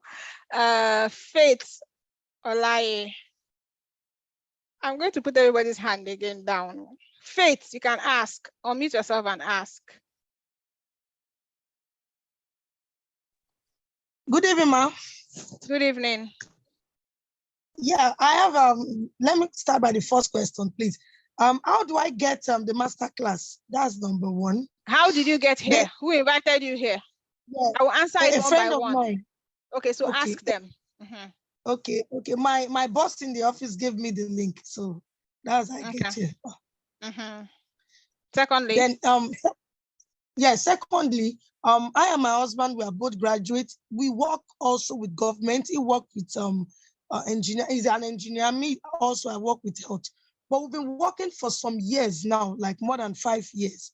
So I want to ask, if we want to apply for the skills job, the first thing to do, you said IELTS is very compulsory. Now I have English in proficiency from my school. I want to ask if English in proficiency can be replaced with IELTS, or IELTS stand on its own. IELTS must be done. English proficiency does not replace it. You must do an English test or a French test, yes. Okay. Third question. That's all right. Yeah, then third question, sorry. Then third question, please. I need to get into your class, and I need some link to how can I get into the master class. That's why I said ask the person that I cannot. The reason why I cannot put a link here is because there are different people here that invited people. So ask whoever sent you, to tell you where they got the link, and then that person will know how you can get the master class. All right. Thanks so much. Thank you. Thank you so much. You're welcome. Galaxy 10. I don't know how many more people I can take. I need to go and have lunch. Galaxy 10. So I'll take 5 more people. Good evening. Good evening. Because thanks for this opportunity. You're welcome. Yeah, please, I want to ask, presently I'm out of job. I want to know if my past work experience, my past jobs can be used. If you have at least 1 year of skilled work experience in the last 10 years, yes, it can be used. But presently I'm not working, so am I qualified? Doesn't matter. Yes. All right. In the last 10 years, yes. Okay, thank you. Okay. Techno Pop 5. Where's this one now? Techno Pop, POP 5. You can ask your question. Okay, there's Techno, you're not there, right? Okay, well, let's move now to Geraldine's iPhone. And then I'm going to lower everybody. I just want to take 5 more people. So the 5 people that raise their hand, I'll write the names. Let me get a pen so that their hands first after I lower everybody. I said Geraldine's iPhone. You can ask. Hi, Shay. Hi. Can you hear me? Very well, loud and clear. All right. Good evening from this side. Good evening. Good evening. Okay. Yeah, I want to know if someone outside of Nigeria, like in the UK, can apply for foreign Definitely worker. now. Okay. Yes, application doesn't affect where you're applying, anywhere. Okay, so I don't need to come down to Nigeria to apply. Oh my goodness, no way. You don't. Okay, thank you All very right. much. That's the question. All right. Yeah. Joel or Milan or something. Joel or Milan, you can unmute yourself. And then I'm going Thank to you so much. Can you hear me? You're welcome. Thank you so much. I want to ask you, though I joined it, and notwithstanding, I want to ask you talking about the express entry, skilled workers, and some other things like that. And you are talking about one book, what do you call it? Masterclass. Yeah, we are part of those that subscribe to Japa system. Okay. Well, yeah. So most of the things that hook most of us down is the proof of fund issue. So what's going to be our own benefit? I don't understand. Master class whatsoever. I don't understand. You need to ask me a specific direct question. Are you giving a particular discount? That's what I'm asking you. I did give a particular discount when we released it. There was a discount for those who had the Japa system. If you missed it out, that discount is way gone. So there's no other discount. If you had the Japa system and you need the express entry, then you have to get it at the 60,000. I did give that discount, and some people took advantage of it, but maybe you didn't.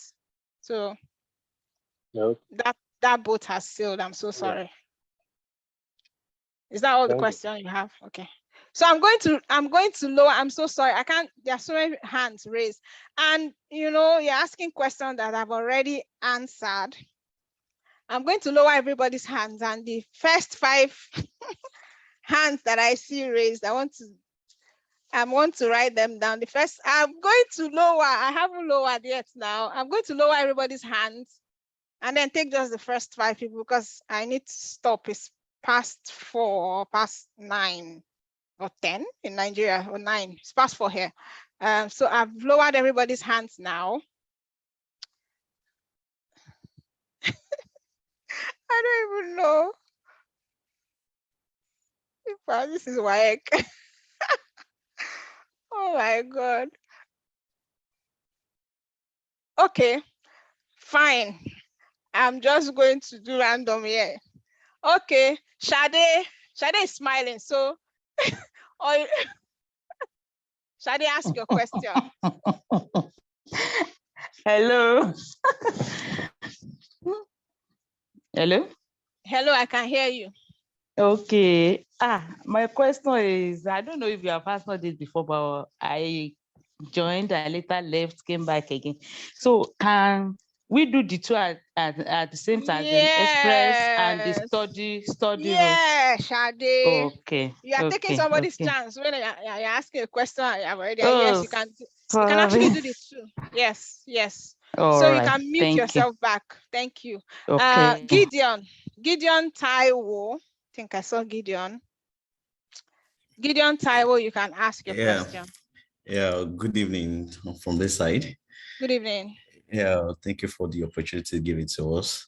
Okay. So I want to ask that somebody who is on study route, how long can somebody who is there, how long can he stay before he or she can invite his dependent? We're not talking about study. I'm so sorry. I have to mute you. So Sylvester 2. Okay, good evening. I don't know if you can hear me. I can hear you.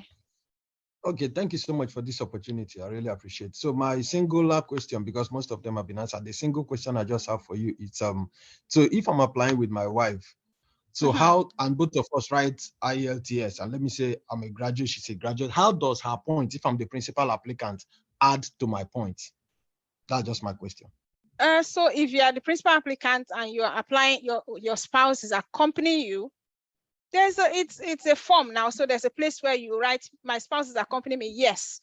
Has your spouse done IELTS? Yes. What is her score? 6, 7, 9, 8. And it will calculate it. So it's a smart system. So if you say your spouse is accompanying, it will ask you those questions. And if you put their marks there, it will calculate it for you. It's a smart system. If you say your spouse is not accompanying, or even if your spouse is accompanying and you say they haven't done the IELTS, it will not calculate any points for them. So that's how it works. Okay, so sorry, man. So when you calculate that her point, it adds it to my bottom line. It adds it to your own points. Yes, you are the principal applicant, so it adds. So your spouse gets a certain number of points. It's not a lot. I think it's 40. Do you understand? You get the most points, but if your wife has those IELTS and WES, it will add her points to yours. Okay. Did you get it? Oh, he's no longer here. Okay, Isaac, I think that's the next person. Isaac. I've asked Sylvester, I've asked Isaac. Thank you so much. You have done a very, very great job. I think part of my questions have been answered. I think I want to also to ask that pastors and pastors also included in the Express Entry, the religious worker. So if they have skilled work experience, so just because a pastor in quotes is not a job, except you, no, I guess no. So it has to be, yeah, it has to be a job, work experience. If you're a pastor, then maybe you need to ask a church here to invite you to minister or something. There's a way pastors do it, but no, it's not a skilled work experience, I think. Okay, I think what I really saw was that they put in the NOC. You saw clergy there? I saw clergymen and religious workers. Good. Fine. So if the work that you do fits into that, and you are actually paid, you are not working for free. If you are paid for that job, and your employer can actually give a reference letter that shows that you are doing 70% of that clergy job, yes, then it qualifies. Yes, actually, as an Anglican priest, we have all our parents' salaries structures, and we have our pay slips every month. Okay, then it's fine. So long as you meet the job main duties. I'm stressing that you must be able to meet those main duties in a knock. So if you do, it qualifies. Yes. Okay, thank you so much. Okay. Who else? I think I've answered everybody's. I've 4:10. It's past 4. I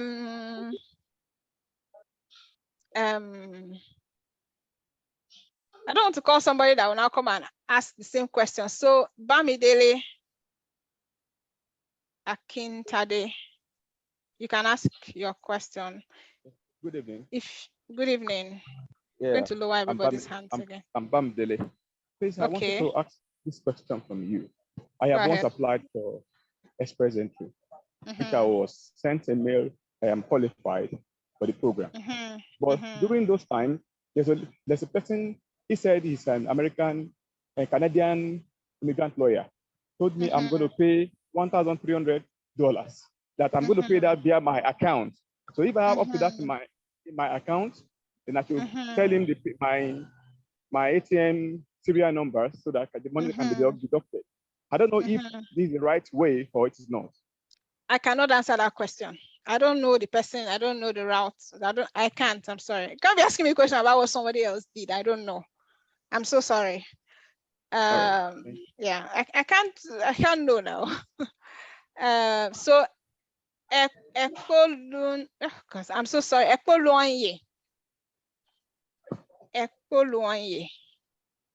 You can ask your question. Are you there? Hello. Yeah. Hello, good evening, ma'am. Good evening. May Almighty God bless you for this good job you are doing.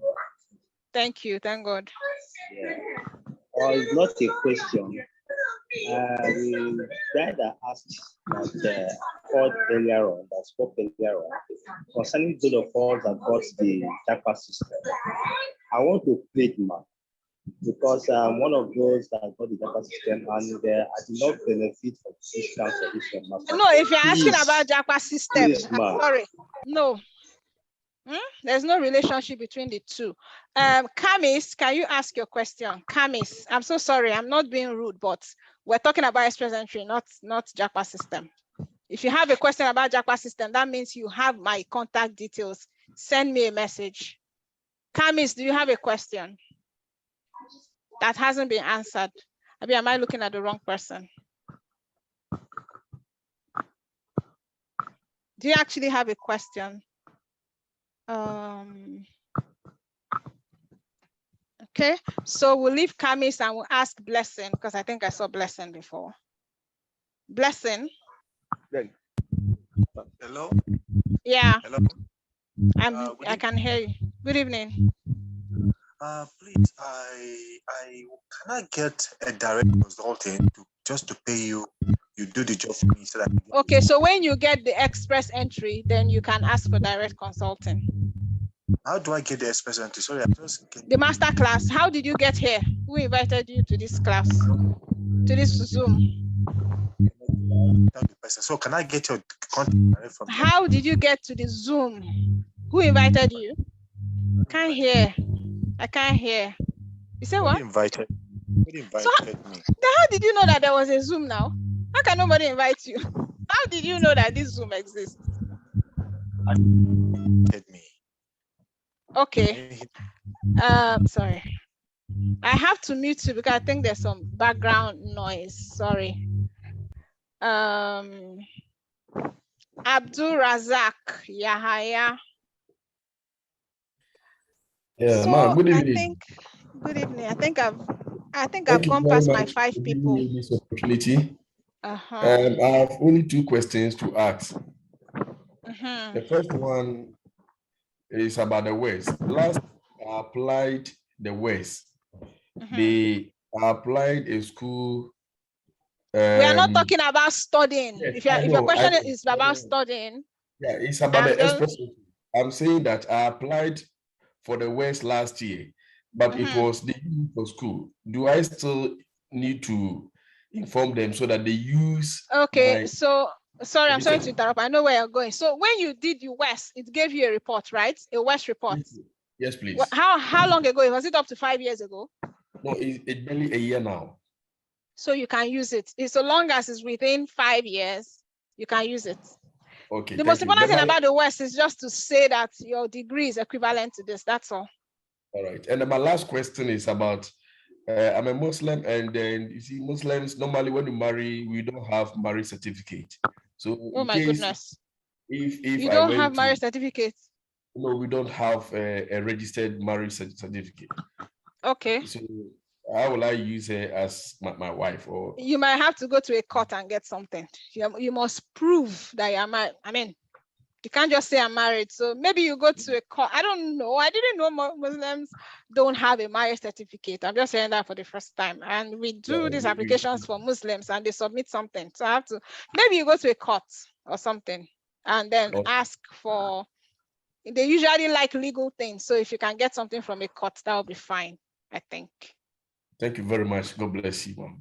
Okay, you're welcome. And then the next person is, I saw one Matthew somewhere. Matthew, sorry, Ombu something. It's Ombu Dede. Matthew, you can unmute and ask. And I've gone through my list. Everybody on the list has been asked. Matthew Ombu Dede, please unmute yourself. Good evening, ma'am. Good evening. Good evening, ma'am. Good evening. I can hear you. Can you hear me? Where is the Matthew person now? Matthew? Okay, so we're going to mute Matthew. Where is he now? And then Ayodele Bejide. So it's 4:16. Please ask your question. Thank you, I'm going Shay. to do 5 more Thank minutes and then I have to go. My question goes like this. What of this CRS? What of if the point is not up to the qualification? What can the person do? You will wait. You will wait until your point is up to, and then in the meantime, you do everything you can to increase your points. So they do draws every 2 weeks. If they do draw this week, you didn't reach What up. can You person wait do now. to increase points? So that's what we teach in the master class. So I'm just taking questions here. I can't go into that. That is a whole teaching and I can't do that. So if you want to know, you get the master class. But you can actually increase your points. You can wait. You can do PNP, whatever, while you wait. Okay. Thank you. Okay. Fakola Deborah. And then after that, we'll do Ben. Then we'll do Shooks. And then I think I'm going to call it a day. So Deborah, you can ask. Okay. Good evening. Good evening. Yeah. Thank you for this seminar. Please, I want to ask a question concerning study. I'm not going to answer questions concerning study. I'm so sorry. This is about, if your question is not related to express entry, then it doesn't qualify. I'm really sorry. Okay. So this is not about study. Are you asking about express entry or about study? Hold on. When will another seminar on express entry comes up? I don't know. When will it come up, please? I really don't know. Maybe next month. I can't say now. We are just doing one. It hasn't finished. I don't know when the next one will be. Okay. Okay, so Ben Wazie Stanley, you can ask your question. Good evening. Good Thank evening. you for this opportunity. You said we should reach out to the person who forwarded the link to us to get across to you. I just did that, and the person said a third party sent to him who sent to me. So it's becoming difficult reaching out to you. A third party sent to him. Who What now is a sent third to party me? now? A third party, someone else sent to him who now forwarded to me. Okay, so that person that sent to him now, do you understand? And the reason, can't you just direct your link, your address? no, I can't, no, because there are other affiliates who invited people. I can't put my link. It's a rule that I have. I can't break it. I'm so sorry. And then, of course, these links are all over the place on social media, so you can always find it by yourself. This Express Entry Masterclass. I'm so sorry about that. Okay. Chooks. I think that should be one of the last of the names I have written down. You can ask your questions. Can you hear me? Loud and clear. Okay. Thank you very much for this webinar. My question borders on West. And just to, before I quickly ask that, let me quickly attend to the person that talked about the Muslim person. There is this marriage registry that they have. It's under Ministry of Internal Affairs, which he can go and do a court registry, register marriage, and then to be acceptable everywhere. It's normally accepted internationally too. So he can go and do that and get a certificate. Okay, so, thank but you my for question borders on West. Now, with the state of ASU strike now, I already done my master's degree program, but I've not been able to process my transcripts because of the strike. Now, if I come to West, I have my BSc. If I upload my BSc now, use it and do the registration, can I later come back? Yes, and change it, right, and update it. And change it to my master's yes. result. You can do that. You can change when you create an Express Entry profile, you can change your English language scores. If you do another English language score, you can change. If you do another West, you can change. Yes, you can change it. And it will recalculate your scores for you. Okay. I hope I answered your question. You're no longer here. Yes, you did. Okay, yeah, you can change. Have I asked this person before? I have. I can see people. Sylvester Okoje, like I've asked this person before, right? I've asked you, you've asked the question before. Sylvester Okoje. You can unmute yourself and talk. Okay, not ready. Gideon Adeleye. I can't even remember those I've asked before. Gideon Adeleye, do you have a question? Hello, good evening. Good evening. Can hear you. My question goes If you have asked a question before, sorry, I'm not going to ask you again, so you might as well put your hand down. okay, go can ahead. you hear me? I can hear you. For someone that is in Canada and want to apply for express entry, how soon can they process it? If the person has a limited time, like maybe 3 months. If the person is here as a student in Canada, no, visiting as a visitor. Okay, so you can, if you're a visitor, you have to leave Canada within 6 months. You cannot stay beyond 6 months, or else you would have violated the terms of your visa, and it will be hard for you to apply for anything. So just gradually take yourself and go out of Canada and apply from outside Canada. Okay. Okay. Yeah. All right. Thank you. Okay. So Grace the Diamond, I'll just answer those people whose hands I can see raised for now. Grace the Diamond. I think this Victor has answered. Hi. Victor. Hello. Yeah. Good evening. Good evening. I want to ask, I want to find out from you this regional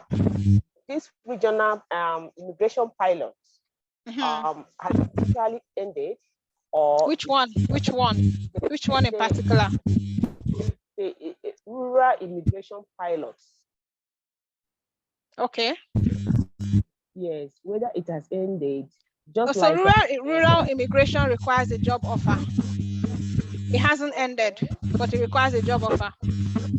I guess that's why it's not so. Yeah, you need a job offer from the community that you're going to, or you need to have schooled there, or you need to have a relative there. That's how that rural works.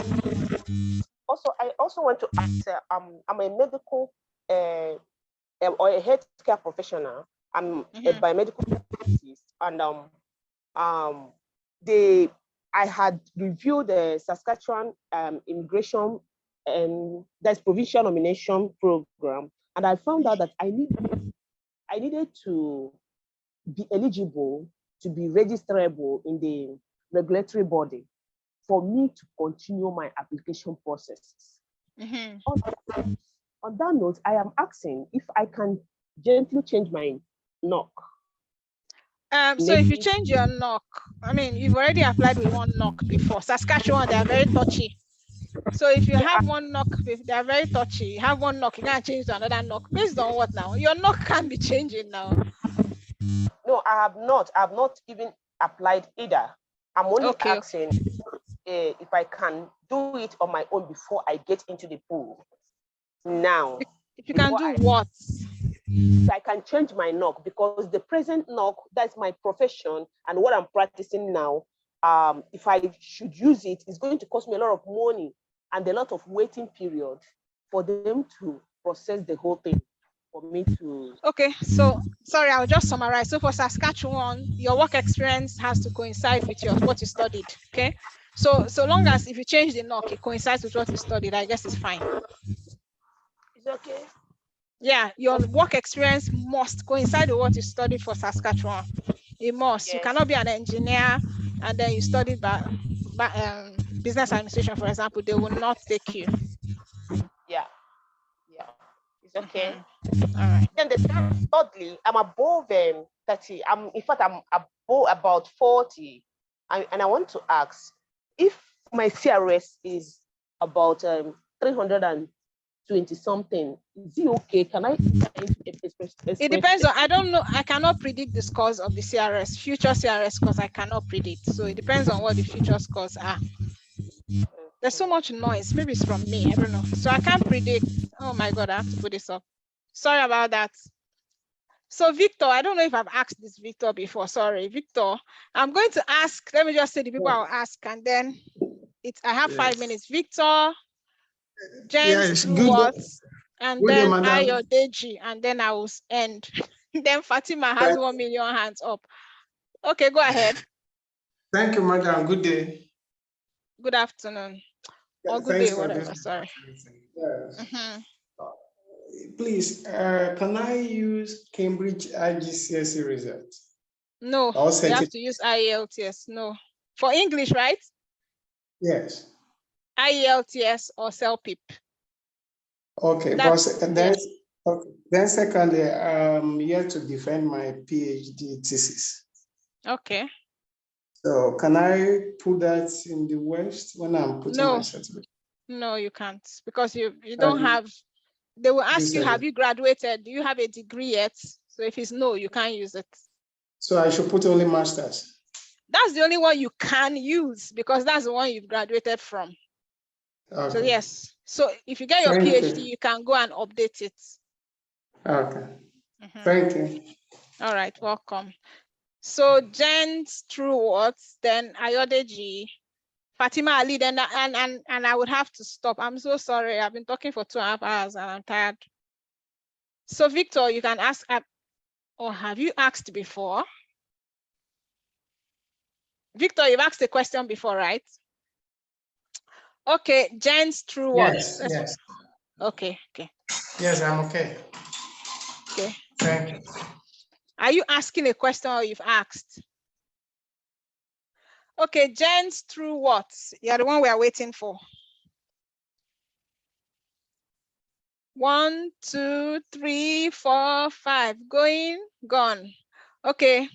Ayodeji, please unmute yourself and ask. 5 seconds. 5, 4, 3, 2, 1. Okay. Gone. John Adene. I'm sure you actually just are desperate to ask your question. So ask, since these other ones are calling. Yeah, I've been waiting for this opportunity since. Okay. Okay, see, I've done my WES, I've done IELTS before, but my band score was 6.5. Okay. So can I join the pool while I rewrite the what exam? What is your lowest score on any of them? 4 points. So it does not qualify. Yeah, 5.5. For anything, no, you have to do it again. You have to do IELTS again, sorry, and get at least 6. Wait. Okay, I applied for a remark, so I got 6.5. I got 6 in all the 4 courses: writing, reading. I got 6 in everything. So if you got 6 in everything, that's the CLB 7. You can use it to apply. Okay. So what's the next step to do? Because I've done my WES already. We just said now that you can use it to apply. The next step is to apply. Okay. How do I apply? To join the pool?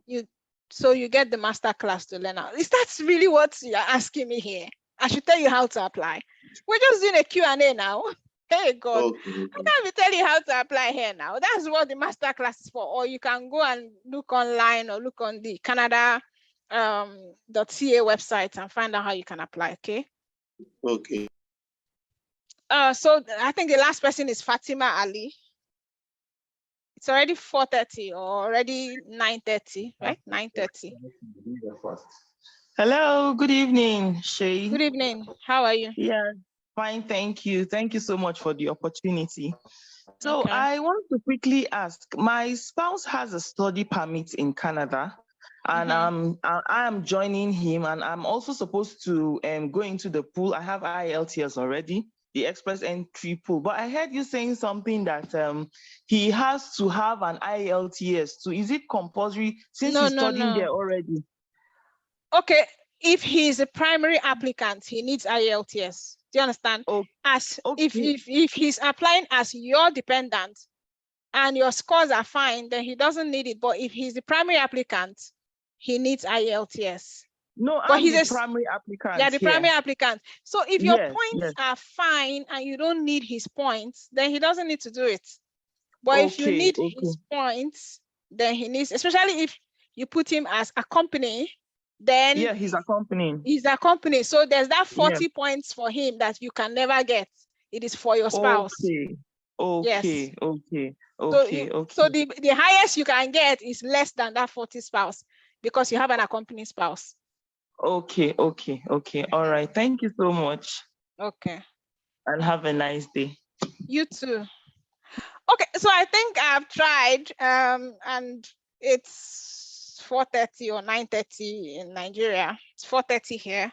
So I'm going to do the recording and send it as far and wide as I can. I'm sorry for those who got a link from someone and they cannot communicate. I mean, the link has traveled far and wide. I know some people ask me for the link so that they can send to their friends and family. So just ask them where they got the link. It will be unfair for me to put a link here because this is an affiliate program and there are a lot of people who also sell the program.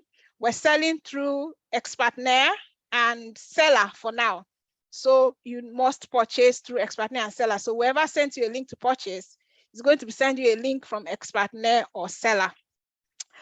So thank you everybody for staying up until now. I know it probably is late and some people want to go to bed and you have already used a lot of your data to do this. And I have allowed everybody to unmute just to say thank you and bye-bye and enjoy the rest of your week. Okay, thank you so much. Thank you. And bye for now.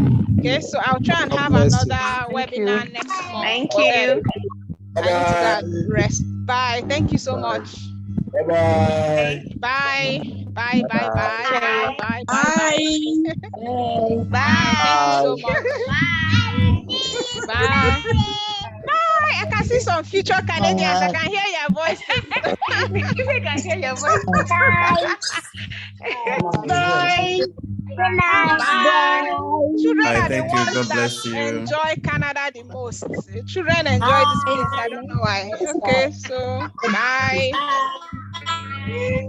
Bye. Bye. Bye.